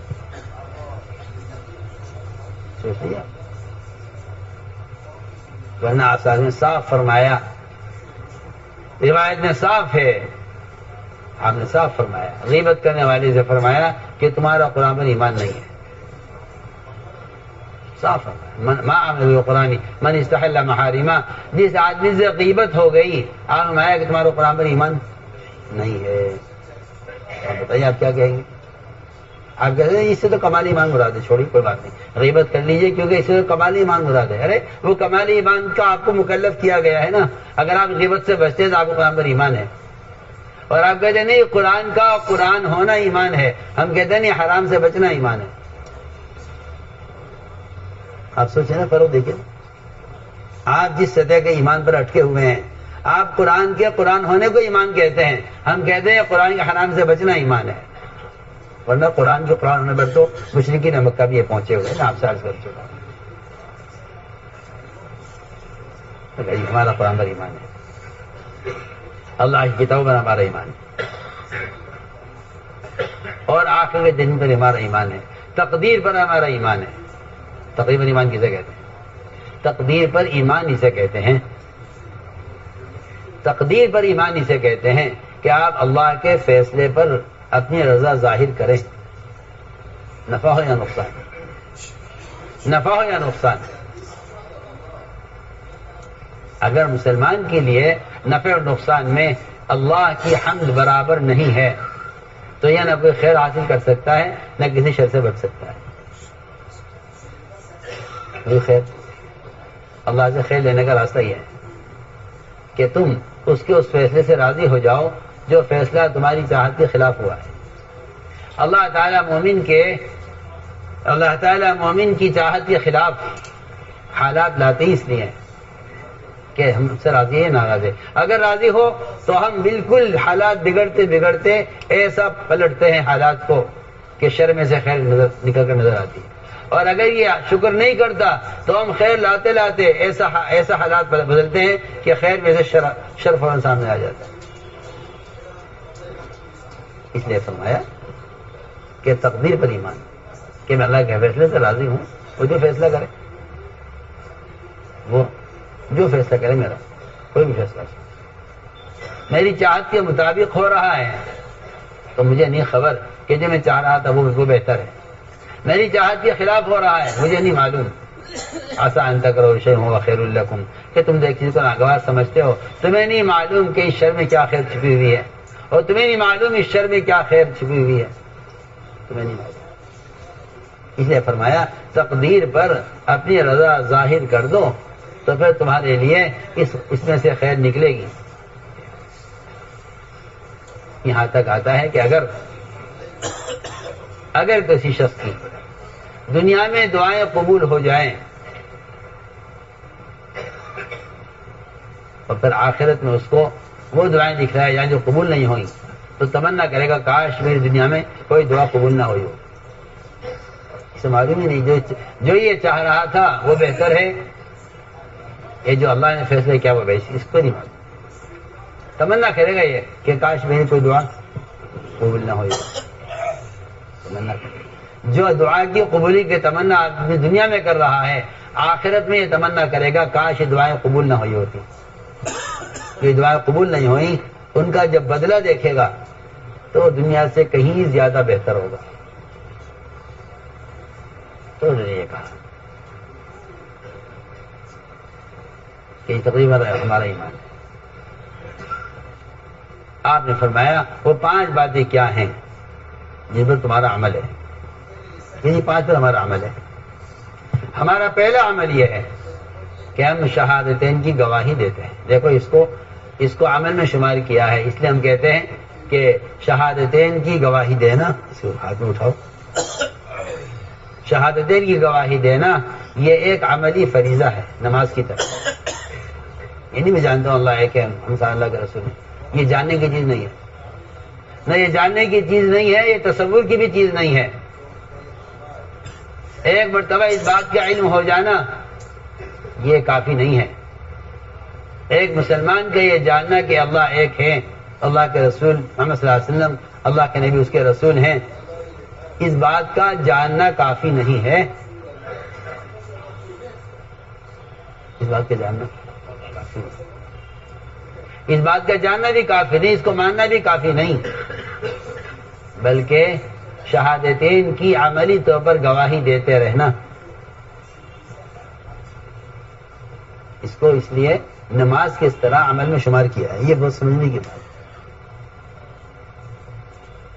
توحید و رسالت کو بیان کرنا عمل ہے. اس لیے اس روایت میں آپ غور کریں، اس میں اس کو عقیدے میں شمار نہیں کیا جو 5 باتیں پہلے عرض کی گئی ہیں. اللہ پر ایمان لائے ہیں، آخرت پر ایمان. شہادتین کی گواہی کو عمل کے ساتھ شمار کیا ہے. جی ہاں، یہ ان لوگوں کی فقاہت کی علامت ہے، ان کے فقیہ ہونے کی علامت ہے. یہ حالانکہ پہلی ملاقات ہو رہی ہے آپ سے، لیکن جماعت اتنا سکھلا کر لائی، جماعت آپ کی اتنا سکھلا کر لائی ہے ان کو کہ پہلے امتحان میں پہلی ملاقات میں آپ صلی اللہ علیہ وسلم نے ان کے فقیہ ہونے کی سند ان کو دے دی کہ یہ فقہا ہے. تو انہوں نے کہا جی ہم شہادتین گواہی دیتے، یہ ہمارا عمل ہے، یہ ہمارا عمل ہے کہ ہم شہادتین گواہی دیتے. دوسرا عمل یہ ہے ہمارا کہ ہم نماز قائم کرتے ہیں.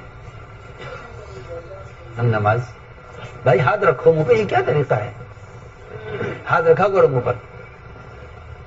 یہ جانور کا طریقہ ہے کہ منہ کھول دیتا نہیں. ہاتھ رکھو منہ پر، ورنہ شیطان داخل ہو جائے گا، کوئی بات دل میں اترے گی نہیں. اس کو کوشش کیا کرو پوری. تاکہ نماز قائم کرتے ہیں. اور واقعی میں عرض کرتا ہوں کہ میں اور آپ اپنی خلوتوں کو دیکھ لیں، میں اور اپنی خلوتوں کو دیکھ لیں. اگر خلوت کے گناہوں میں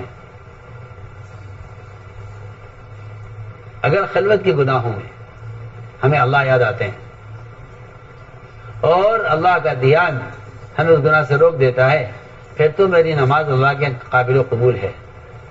اور اگر میری نماز مجھے گناہ سے نہیں روک رہی ہے تو پھر میری نماز میں کوئی کمی ہے جس کی وجہ سے نماز قبول نہیں ہوئی. یہ پکی بات ہے. نماز کا کمال نماز میں نہیں دکھائی دے گا، نماز کا کمال نماز سے باہر دکھائی دے گا. آپ غور کر لیجئے آپ کے معاشرے میں سنتوں پر کیا عمل ہو رہا ہے. آپ کو معاشرے میں خلاف سنت عمل سے نفرت ہے یا نہیں؟ اگر آپ کو معاشرے میں خلاف سنت عمل سے نفرت ہے آپ کے دل میں، تب تو آپ کی نماز کامل ہے. اور اگر آپ کو معاشرے میں خلاف سنت عمل سے نفرت نہیں ہے اور سنت کے چھوڑنے کا غم نہیں ہے تو آپ کی نماز میں کمی ہے. میں پکی بات کہتا ہوں. آپ نے صرف رکوع سجدے کرنے، قوم قاعدے کرنے کو آپ نے نماز سمجھا ہے، ایسا نہیں ہے. بلکہ سارے صغیرہ کبیرہ گناہوں کا جو سبب ہے اصل، وہ نماز کا بگڑنا ہے. من اقامہ فقد اقام الدین. اقام الدین کا کیا مطلب ہے؟ اقام الدین کا مطلب یہ نہیں ہے کہ آپ فرائض پر عمل کر رہے ہیں. اقام الدین کا مطلب یہ ہے کہ دین کے تمام شعبے قائم ہوں، معاملات میں، معاشرے میں، اخلاق میں، عبادات میں. اگر دین کے سارے شعبے قائم ہیں تو آپ کی نماز درست ہے اور کامل ہے. اور اگر دین کا کوئی شعبہ چھوٹ رہا ہے اور اس کا حکم ٹوٹ رہا ہے تو یہ نماز کی خرابی کا اس پر اثر پڑا ہے. پڑھیے حدیث، پڑھیے. آپ نے حدیث میں سنا ہوگا، پڑھا ہوگا کہ نماز مومن کے لیے اسلام میں ایسا ہے جیسے انسان کے جسم میں اس کا سر. اور آپ نے اس روایت کو صرف یہ کہہ کر نمٹا دیا. مجھے حیرت ہے فرقہ پر بھی جنہوں نے تشریح کی ان روایتوں کی، اور اس طرح کہہ کے نمٹا دیا کہ اگر نماز نہیں ہے تو پھر اسلام میں اس کا کوئی حصہ نہیں ہے. ایسی اتنی بات نہیں ہے. اگر نماز نہیں کا مطلب یہ ہے کہ اس کا سر اگر کاٹ دیا جائے تو انسان زندہ نہیں رہ سکتا. اس لیے اگر نماز نہیں ہے تو اسلام نہیں ہے. ہم عرض کرتے ہیں کہ بات اتنی نہیں ہے، بات اتنی سی نہیں ہے. ایسے ہی توجہ کرو. بات اتنی سی نہیں ہے. میں ایک بات آپ سے کہتا ہوں سب سے،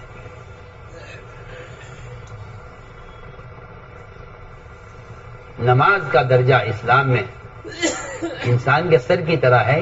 اس کا کیا مطلب ہے؟ اس کا مطلب یہ ہے کہ انسان کے سر میں باریک باریک رگیں ہوتی ہیں.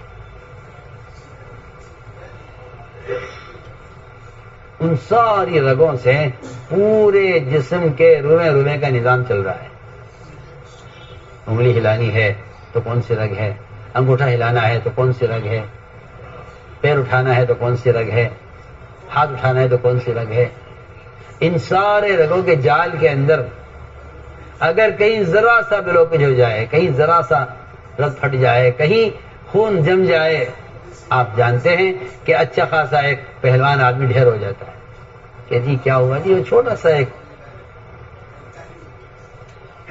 ٹکڑا اٹک گیا ہے کسی رگ میں اور اس سے کیا کہتے ہیں برین ہیمریج ہو گیا ہے. ابا جی کو پہلوان تھے ماشاءاللہ، بڑی طاقتور، مگر پورا بدن مفلوج پڑا ہوا ہے، جسم بستر پر، نہ ہل سکتے ہیں، نہ بول سکتے ہیں، نہ بات کر سکتے ہیں. زندہ ہیں ٹھیک ہے، پورا جسم بالکل صحیح ہے، لیکن حرکت نہیں کر سکتے کہ فالج پڑ گیا ہے. کہ فالج پڑا ہے کہ جی وہ سر کی ایک رگ کے اندر کیا ہو گیا. ہم آپ سے کہنے چاہتے ہیں، آپ معمولی مت سمجھیے اس کو. نماز کے کسی ایک عمل کا بگڑنا یعنی نظام دنیا کو اتنا معطل کر دیتا ہے اور معاشرے کو ایسا برباد کر دیتا ہے. جیسے میں نے آپ کو مثال دی ہے کہ اچھا خاصا تندرست توانا آدمی ایک رگ کے اثر میں بلوکج ہو جانے یا اس کے پھٹ جانے کی وجہ سے اس کا پورا حصہ مفلوج ہو جاتا ہے، پوری ٹانگ، پورا ایک طرف کا ہاتھ کام نہیں کر رہا.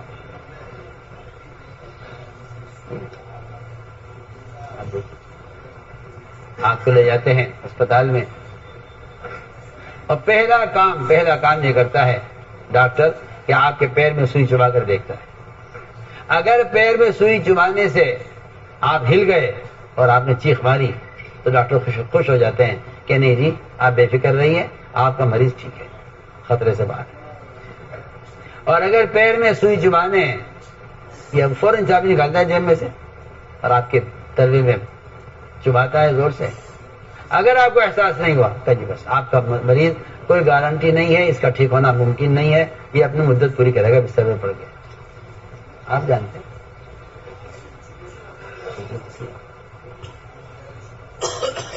آپ کے نزدیک نماز جیسی کیسی ہو رہی ہے، ٹھیک ہے، بس نہیں. آپ یہ دیکھیے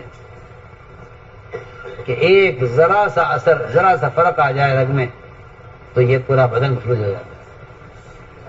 میں مثال دیا کرتا ہوں لوگوں کو کہ اگر آپ حدیث پر غور کریں کہ سارے کے سارے مسلمان ایک جسم کے اعضاء کی طرح ہیں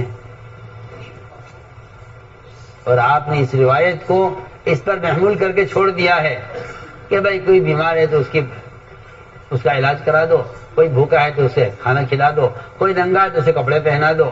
میں کہتا ہوں کہ پورا بدن مسلمان ایک اعضاء کی طرح ہیں اور اس کا یہ مطلب سمجھ لینا صرف کہ ننگوں کو کپڑے پہنا دو، بھوکو کھانا کھلا دو، اپنے مسلمان بھائی کی ضرورت سے متاثر ہوں.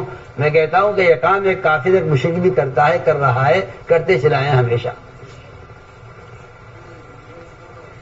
یہ کوئی کمال کی بات نہیں ہے. سوال اس بات کا ہے کہ اگر آپ کو کہ پیر میں سوئی چبائی جائے اور آپ کو اس کا احساس ہو تو کہا جائے گا کہ ہاں مسلمان زندہ ہے، کہ مسلمان کو مسلمان کی بے دینی کا احساس ہے. مسلمان کی بے دینی کا احساس ہے. اگر ایک جگہ کی بے دینی، ایک جگہ اعتراض آتا ہے تو دوسری جگہ کے مسلمان اس سے متاثر نہیں ہوتے، اس کا مطلب یہ ہے کہ فالج پڑا ہوا ہے. مطلب یہ کہ فالج پڑا ہوا. تو میں نے عرض کیا کہ نماز کا قائم ہونا یہ ہے. اس لیے فرمایا کہ اپنی نماز کے کمال کو نماز میں دیکھا کرو، اپنی نماز کے کمال کو نماز سے باہر دیکھو. اگر ظہر اثر کے درمیان کوئی گناہ ہوا ہے تو یقیناً آپ کی ظہر کی نماز میں کمی ہے.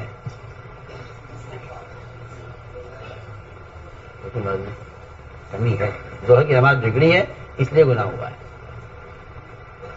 یہ قرآن کا صاف فیصلہ ہے، اقیم الصلاۃ ان الصلاۃ تنہی عن الفحشاء والمنکر، نماز قائم کرو کہ نماز منکر سے یقین روک دیتی ہے۔ ابن عباس عبداللہ بن مسعود دونوں فرماتے ہیں کہ جس کی نماز اس کو منکر سے نہیں روکتی اس کی نماز اس کو اللہ سے دور کرتی رہتی ہے۔ اللہ تو نماز اللہ کے قرب کا ذریعہ ہے، دور ہونے کا مطلب ہے؟ کہا جی ہمارا اندر صفت یہ ہے کہ نماز قائم کرتے ہیں، اور نماز کے قائم کرنے کے دو حکم ہیں، دو مطلب ہیں۔ نماز کو درست کرنا اور نماز کو قائم کرنے کا مطلب یہ ہے کہ نماز کو امت میں رائج کرنا۔ نماز کو قائم کرنا یہ ہے کہ نماز کو امت میں رائج کرنا، ہر امتی نماز پر آئے، اس کی کوشش ہے۔ یہ نماز کے جو قائم کرنے کا حکم ہے کہ نماز کو قائم کرو، نماز کو قائم کرو۔ یہ نماز انفرادی نماز سے قائم نہیں ہوگی، امت کو نماز پر جمع کرنے سے نماز قائم ہوگی۔ جیسے ہم نماز قائم کرتے ہیں، رمضان کے روزہ رکھتے ہیں، بیت اللہ کا حج کرتے ہیں، اور خاص کی بات یہ ہے اپنے مالوں کی زکوٰۃ ہم دیتے ہیں، اپنے مالوں کی ہم زکوٰۃ دیتے ہیں، اپنے مالوں کی زکوٰۃ دیتے ہیں۔ کیا مطلب زکوٰۃ ادا کرنے کا؟ کیونکہ جس طرح ایک نمازی آدمی نماز پڑھنے کے لیے پانی تلاش کرتا ہے وضو کے واسطے، اس طرح ہم زکوٰۃ کا فریضہ ادا کرنے کے لیے مستحق کو تلاش کرتے ہیں زکوٰۃ دینے کے لیے۔ مستحق کو آج کل تو نظامی سارا الٹا ہوا ہے، چوپٹ،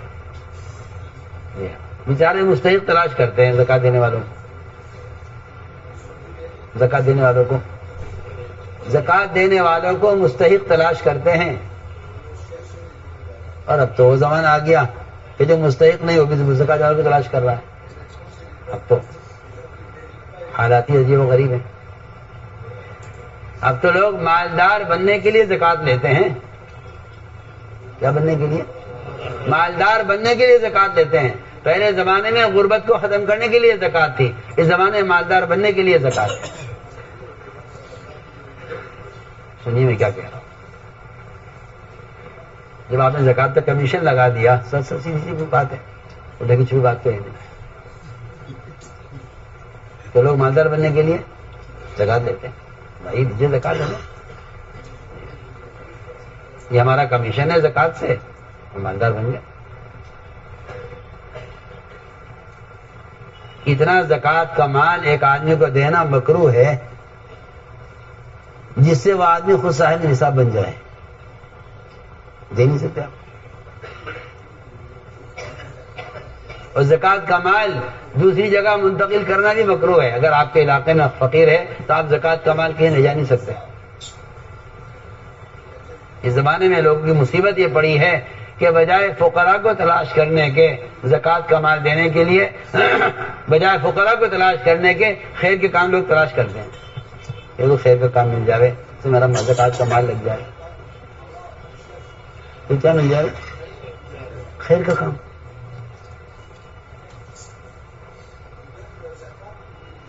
خیر کا کام تلاش کرتے ہیں زکوٰۃ ادا کرنے کے لیے تاکہ میری زکوٰۃ اچھی جگہ استعمال ہو۔ میں تو حیران اس کو سوچ کر، بجائے فقراء کو تلاش کرنے کے خیر کا کام، تو خیر کا کام مل جائے، میری زکوٰۃ کا رقم، میری زکوٰۃ کا مال خیر کے کام میں لگ جائے۔ مال کا میل لگاتا ہے خیر کے کام میں، اور پاک کیے ہوئے مال کو خرچ کرتا ہے خواہشات پر، شادیوں پر، فرنیچروں پر، کوٹھیوں پر۔ کہ میں مال پاک ہو گیا میرا، میں جو چاہوں کروں گے مال کا، کہ نہیں، جو مال پاک کیا ہے اس کو خیر کے کام پر لگاؤ۔ جو مال کا ناپاک حصہ نکالا ہے، زکوٰۃ کا مال دیکھیے، یہ زکوٰۃ کا مال غربا فقراء پر خرچ کرو۔ زکوٰۃ کے دو حصے ہو گئے نا، ایک وہ مال جو آپ نے پاک کر لیا زکوٰۃ دے کر، ایک وہ مال جو آپ نے زکوٰۃ کا نکالا ہے، الگ کیا ہے، کہ اس مال کو خرچ کرو فقراء پر، تلاش کرو فقراء کو، ان تک مال پہنچاؤ۔ اور جب مال پاک کیا ہے دل کھول کر اس کو دین کے شعبوں پر، مساجد پر، مدارس پر، مکاتب پر اور جتنے دین کے کام ہیں تنظیموں پر، تحریکوں پر خرچ کرو، دل کھول کے خرچ کرو۔ یہ تھا صحابہ کا طریقہ۔ فقراء پر زکوٰۃ کا مال، اور جو زکوٰۃ مال مزکہ ہے، پاک کیا ہوا مال ہے، اس پاک کیے ہوئے مال کو خیر کے کاموں میں خرچ کرو۔ یہ تھا طریقہ۔ فرماتے تھے صحابہ کے زمانے میں زکوٰۃ دینے والے، زکوٰۃ دینے والے، صحابہ کے زمانے میں زکوٰۃ دینے والے، زکوٰۃ دینے والے، ان کا معاملہ ایسا تھا جیسے بچے آنکھ مچوڑی کھیلتے ہیں نا رات کو، کیوں تمہارا ہوتا ہے کھیل؟ شہروں میں تو ختم ہو گئے، شہروں میں تو گناہوں کے کھیل شروع ہو گئے، دیہاتوں میں ہے ابھی تک اس طرح سے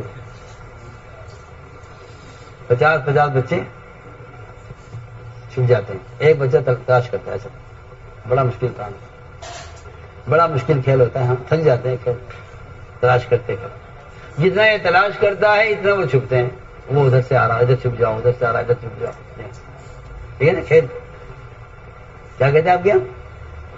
آنکھ مچولی، آئس پائس کھیلتے ہیں بچے، کھیل بچوں کو تلاش کرتے، جدھر کو وہ آتا ہے ان کی چھپنے کی کوشش اور بڑھ جاتی ہے۔ مولانا افساق اس کو بیان کر رہے تھے، اور مولانا علی میاں ابوالحسن ندوی اور مولانا نعمانی ادوار زکریا صاحب، یہ تینوں یہ باہر والے ستون کے پاس بیٹھے ہوئے تھے، مولانا افساق یہاں بیان کر، یعنی اس زمانے میں لوگوں نے اس کھیل کو الٹ دیا۔ صحابہ کے زمانے میں اس طرح تھا کہ فقراء چھپتے تھے، مالدار کو تلاش کرتے تھے۔ اس زمانے میں فقراء تلاش کر رہے، مالدار چھپ رہے ہیں۔ فقراء تلاش کر رہے، مالدار چھپ رہے ہیں، فقراء ان کو تلاش کر رہے ہیں۔ جتنا فقراء ان کو تلاش کرتے ہیں، ان فقیروں پر تو اللہ تعالیٰ نے فقر کا دروازہ کھول دیا، اور ان مالداروں کے چھپنے کی وجہ سے ان پر سے برکتوں کا دروازہ بند کر دیا۔ لیکن جو سوال کرے گا فقر کا دروازہ کھولے گا، اور جو مال چھپائے گا وہ اپنے اوپر برکتوں کا دروازہ بند کر دے گا۔ سیدھی سیدھی بات۔ پہلے زمانے میں یوں تھا کہ مالدار تلاش کرتے تھے فقراء کو، فقراء چھپتے تھے تو اللہ تعالیٰ ان کے فقر کا انتظام کرتے تھے، اور مالدار فقیروں کو تلاش کرتے تھے تو اللہ ان کی زکوٰۃ کی وجہ سے ان کے مال میں برکت ڈال رہے تھے۔ اس نے زکوٰۃ کو چھپایا فقراء سے، اللہ نے ان پر کفار کی طرف سے ایسے ٹیکس مسلط کر دیے کہ آپ اگر غور کریں تو زکوٰۃ کی مقدار کچھ بھی نہیں ہے ٹیکس کے مقابلے میں۔ آپ دیکھیں صاحب کچھ بھی نہیں ہے۔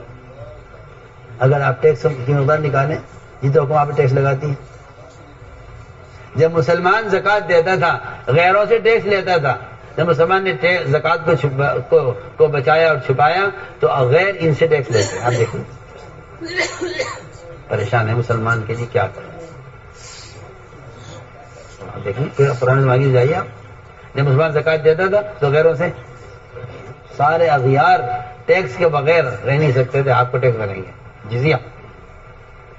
جب مسلمان زکوٰۃ دیتا تھا جزیہ لیتا تھا، جب مسلمان زکوٰۃ دیتا تھا جزیہ لیتا تھا۔ آج مسلمان نے زکوٰۃ روکی ہے تو غیر مسلمان سے جزیہ لے رہے ہیں۔ میں تو صاف صفائی اس کا سارا انجام پتہ دیکھ لیا۔ آپ کو بھی آمدنی چھپانی پڑتی ہے ٹیکس سے بچنے کے لیے۔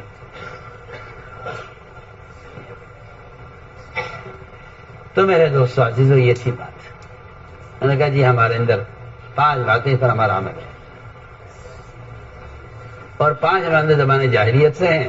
آپ چاہیں تو انہیں باقی رکھیں، چاہیں چھوڑ دیں۔ 5 کیا ہیں زمانے جاہلیت سے؟ کہ جی ہمارے اندر زمانے جاہلیت سے ہمارے اندر صبر ہے، ہمارے اندر صبر ہے، ہمارے اندر شکر ہے۔ حدیث میں آتا ہے آدھا ایمان صبر ہے، آدھا ایمان شکر ہے۔ اگر یہ 2 صفتیں پیدا ہو جائیں نا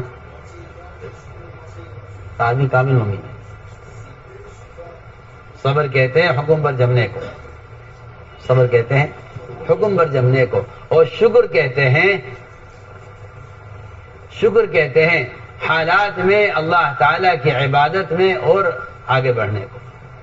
یہ نہیں حالات آنے پر عمل چھوڑ دیں کہ نہیں، شکر کا مطلب ہے عبادت کی زیادتی، اور صبر کہتے ہیں حالات میں حکم پر جمنا، حالات میں حکم پر جمنا. جی ہاں، تنگی میں حکم پر جمنا اور فراخی میں عبادت کو بڑھانا. لوگ حالات میں حکم چھوڑ دیتے ہیں اور فراخی میں حکم کو بھول جاتے ہیں. یہ بھائی ہمارے اندر صبر ہے، ہمارے اندر شکر ہے، اور ہمارے اندر ایک صفت یہ ہے کہ ہم اس بات کو طے کر لیتے ہیں، اس پر جم جاتے ہیں. ہم میدان چھوڑ کے بھاگنے والے نہیں ہیں. جس بات کو طے کر لیتے ہیں اس پر جم جاتے ہیں. اور ایک صفت ہمارے اندر یہ بھی ہے کہ اگر ہمارے دشمنوں کی مصیبت آتی ہے ہم اس سے خوش نہیں ہوتے. یہ ان کے اعلیٰ اخلاق ہیں. ان کے آج زمانے کا مسلمان تو مسلمان پر آنے کے حالات سے خوش ہوتا ہے. اس زمانے میں حال یہ تھا کہ کفار پر آنے والے حالات سے صحابہ خوش نہیں ہوتے. کوئی انسان ہے بیچارے، انسان ہے، انسان پر رحم کھا کر وہ میدان قتال میں دشمن کو بھی جہنم سے بچانا چاہتے تھے. اس زمانے میں مسلمان وہ کوشش مسلمان پر نہیں کر رہا جہنم سے بچانے کی، جو کوئی زمانے کے صحابہ اس زمانے کے دشمنوں پر ان کو جہنم سے بچانے کی کوشش کیا کرتے. کہ ہماری صفت یہ ہے، ہمارے دشمنوں کی مصیبت آتی ہے ہم اس سے خوش نہیں ہوتے. اور ایک بات یہ ہے کہ ہم اللہ کے ہر فیصلے سے راضی رہتے ہیں، جو بھی اللہ کا فیصلہ ہو. آپ نے فرمایا یہ تو صفات بڑی اعلیٰ صفات تمہارے. آپ نے فرمایا کہ وہ صفات تمہارے اندر ہیں کہ قریب تھے کہ سب کے سب نبی ہو جاتے. قریب تھے، نہ صحابی کہا نہ ولی کہا، میں سب کے قریب تھے کہ سب کے سب نبی ہو جاتے. وہ صفات تمہارے اندر. میرے دوستو آدمی جو اس ساری محنت سے اپنے اندر یہ صفات پیدا کرنا مطلوب ہے کہ اللہ تعالیٰ کے انتخاب جو ہوگا وہ صفات پر ہوگا. انتخاب صفات پر ہوگا. اس لیے فرمایا گیا کہ دعوت سے ایمان کا کمال اور ایمان کی تکمیل سے دین کا کمال. ایمان کی تکمیل سے دین کا کمال. یہ بات تو اپنی جگہ بالکل طے شدہ ہے کہ دعوت کے بغیر تو ایمان کامل ہوتا نہیں ہے. میں تو شروع میں جو حدیث پڑھی تھی بیان کے شروع میں، وہ حدیث اسی لیے پڑھی تھی تاکہ مسلمان کو پتہ تو چلے کہ دو چیزیں ایمان کے وجود کی علامت ہیں. ایک اتباع سنت جو میں شروع میں عرض کر دیا تھا. اب آپ سے کہتا ہوں کہ ایمان کے وجود کی علامت دعوت دینا ہے. ایمان کے اگر آدمی زبان سے دعوت نہیں دے رہا، اگر مسلمان دوسروں کو زبان سے دعوت نہیں دے رہا ہے تو اس کے پاس درمیان درجے کا ایمان بھی نہیں ہے. کبھی میں نے آپ نے سوچا اس بات کو؟ اگر میں دوسرے کو خود اپنی زبان سے، یہ اخبار رسائل قلم موبائل کی بات نہیں کر رہا، یہ تو اس زمانے کے احمقوں نے یہ طریقہ اختیار کیا ہے. میں کہہ رہا ہوں اپنی زبان سے دوسرے کو جا کر دعوت دینا. اگر آپ زبان سے دعوت دے رہے ہیں تو آپ کے پاس درمیان درجے کا ایمان ہے، اگر آپ یہ نہیں کر رہے تو آپ کے پاس درمیان درجے کا ایمان بھی نہیں ہے. کیوں نہیں آپ حدیث پہ غور کرتے ہیں؟ اگر آپ منکر کو ہاتھ سے بدل رہے ہیں تو اعلیٰ ایمان ہے، اور یہ اعلیٰ جہاد، حضرت علی کا قول ہے، اعلیٰ جہاد ہے. اور اگر آپ زبان سے لوگوں کو منکر سے روک رہے ہیں تو یہ آپ کا درمیانہ ایمان ہے. اور اگر آپ منکر کو دیکھ کر دل سے غمگین ہو رہے ہیں تو یہ آپ کا کمزور ترین ایمان ہے. اور اگر آپ منکر کو دیکھ کر دل سے غمگین نہیں ہو رہے تو آپ کے دل میں ایمان کا ذرہ بھی نہیں ہے. آپ پڑھیے حدیث، سوچے آپ نے کبھی؟ ہم تو آپ اس بات سے مطمئن ہیں کیونکہ میں مسلمان گھر میں پیدا ہوا، اس لیے میں تو ایمان والا ہوں. میں اور آپ مطمئن اس سے ہیں کہ میں مسلمان گھر میں پیدا ہوا ہوں. میرے باپ دادا پر دادا سب مسلمان تھے، میں بھی مسلمان ہوں. یہ تو کوئی کمال نہیں ہے. کیوں؟ اس لیے کہ اللہ نے دنیا میں کوئی جان غیر مسلم پیدا آج تک کی نہیں، نہ آئندہ کریں گے. حدیث ہے. یہودی کے گھر، نصرانی کے گھر، کافر کے گھر، مشرک کے گھر، ہندو کے گھر، بدھسٹ کے گھر، کہیں بھی کوئی بچہ پیدا ہو رہا ہے، اللہ نے کوئی بچہ غیر مسلم پیدا نہیں کیا، نہ آئندہ کریں گے. آپ اس بات سے مطمئن نہ ہوئیے کہ میں مسلمان گھر میں پیدا ہوا ہوں اس لیے مسلمان ہوں. پوری دنیا میں جو بچہ پیدا ہوتا ہے وہ کیا پیدا ہوتا ہے؟ مسلمان پیدا ہوتا ہے. اللہ کسی بچے کو غیر مسلم پیدا نہیں کرتے. انہیں آپ اسے خوش نہ یہ کہنے کیونکہ مسلمان یہاں پیدا اس لیے میں مسلمان ہوں. یہ تو کوئی بات ہی نہیں ہے. آپ کا مسلمان گھرانے میں پیدا ہونا یہ آپ کے مسلمان ہونے کے لیے کافی نہیں ہے، کیونکہ حدیث میں آتا ہے کہ علم اور ایمان سیکھنے سے آتا ہے. علم اور ایمان سیکھنے سے آتا ہے. کوئی آدمی مومن پیدا نہیں ہوتا. ہاں مسلمان پیدا ہوتا ہے، یہ صحیح بات ہے. مسلمان پیدا ہوتا ہے، ایمان سیکھنے سے آتا ہے. تو ہم نے عرض کیا کہ ادھر ایمان کی علامتیں، ان میں سے ایک علامت ایمان کی یہ ہے، ان میں سے ایک علامت ایمان کی ہے. آپ اتنی نمازیں پڑھیں کہ آپ کی پیشانی سیاہ ہو جائے، آپ زکوٰۃ وقت پر ادا کر دیں، آپ روزہ رکھیں اتنے نفلی کہ آپ کو خشکی جم جائے. علماء نے لکھا ہے یہ ایمان کی علامت اسلام میں یہ نہیں ہے. اسلام ایمان کی علامت یہ ہے کہ آپ دوسروں کو دعوت دیتے ہیں.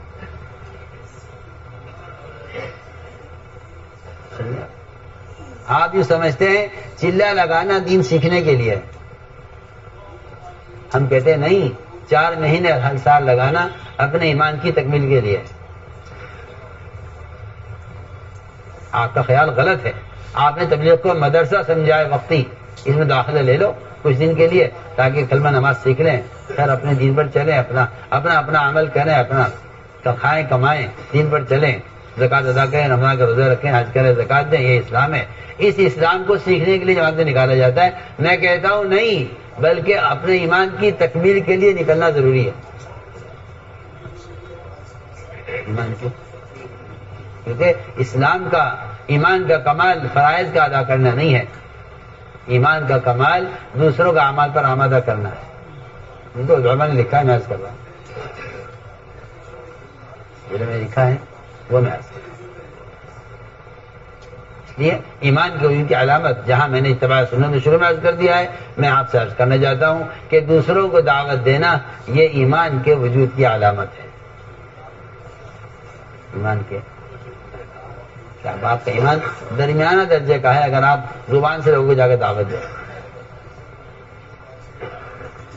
اس لیے میرے دوستوں یہ عزم کرو کہ انشاءاللہ ہمیں، آج ہم نے فیصلہ کر لیا ہے، ہمیں چن چن کر سنتوں پر عمل کرنا ہے. ماحول کے خلاف ہوتی ہو، قانون کے خلاف ہوتی ہو، کچھ نہیں، ٹھیک ہے، قوانین اپنی جگہ ہیں. ہم نے اس لیے کوشش کیا کی ہے، سوال تو اس کا. اگر آپ کہتے ہیں میں مجبور ہوں تو میں اللہ کی قسم کہتا ہوں کہ اللہ کے یہاں آپ معذور قرار نہیں دیے جائیں گے. معذور صرف وہ ہے اللہ کے یہاں جس کے لیے کوشش کرے. جو کوشش نہیں کرے گا وہ مجرم ہے اللہ کے یہاں. جو کوشش نہیں کرے گا وہ مجرم ہے. اور یہ کہنا جی والدین تیار نہیں ہے، نہیں، قیامت میں اللہ پوچھیں گے نہیں کہ آپ مجھ پر ایمان لائے تھے، والدین پر ایمان لائے تھے، کس پہ ایمان لائے تھے. میں تو آپ سے کہہ چکا ہوں نا شروع میں کہ جو اللہ کے غیر کی بات مان رہا ہے اللہ کے مقابلے میں، اللہ کے رسول کے مقابلے میں جو اللہ کے غیر کی بات مان رہا، اس نے اللہ کے غیر کو اپنا رب بنا لیا ہے. میں تو آپ سے کہہ چکا ہوں نا شروع میں. آپ نکال دیجیے ذہن سے یہ کہ جہاں تک سہولت ملے وہاں تک دین کو اختیار کیا جائے. حضرت کہ یہ خواہش کا دین ہے، حکم کا دین نہیں ہے. جہاں تک آپ کو سہولت ہے وہاں تک آپ دین اختیار کریں. یہ کون سا دین ہے؟ یہ خواہش کا دین.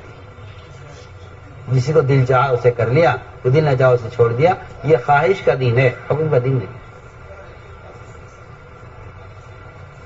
دوستو اس ایمان کی تکمیل اور اس ایمان کو ایک سطح پر رکھنے کے لیے مسلسل یہ کام ہے کہ جب تک تم معروفات پر آمادہ کرتے رہو گے، لوگوں منکرات سے روکتے رہو گے، تو تمہارا ایمان ترقی کرتا رہے گا. یہ قرآن کی آیت کا مفہوم ہے، تأمرون بالمعروف وتنہون عن المنکر وتؤمنون باللہ، کہ ایمان باللہ کے لیے 2 فریضے دیے گئے ہیں.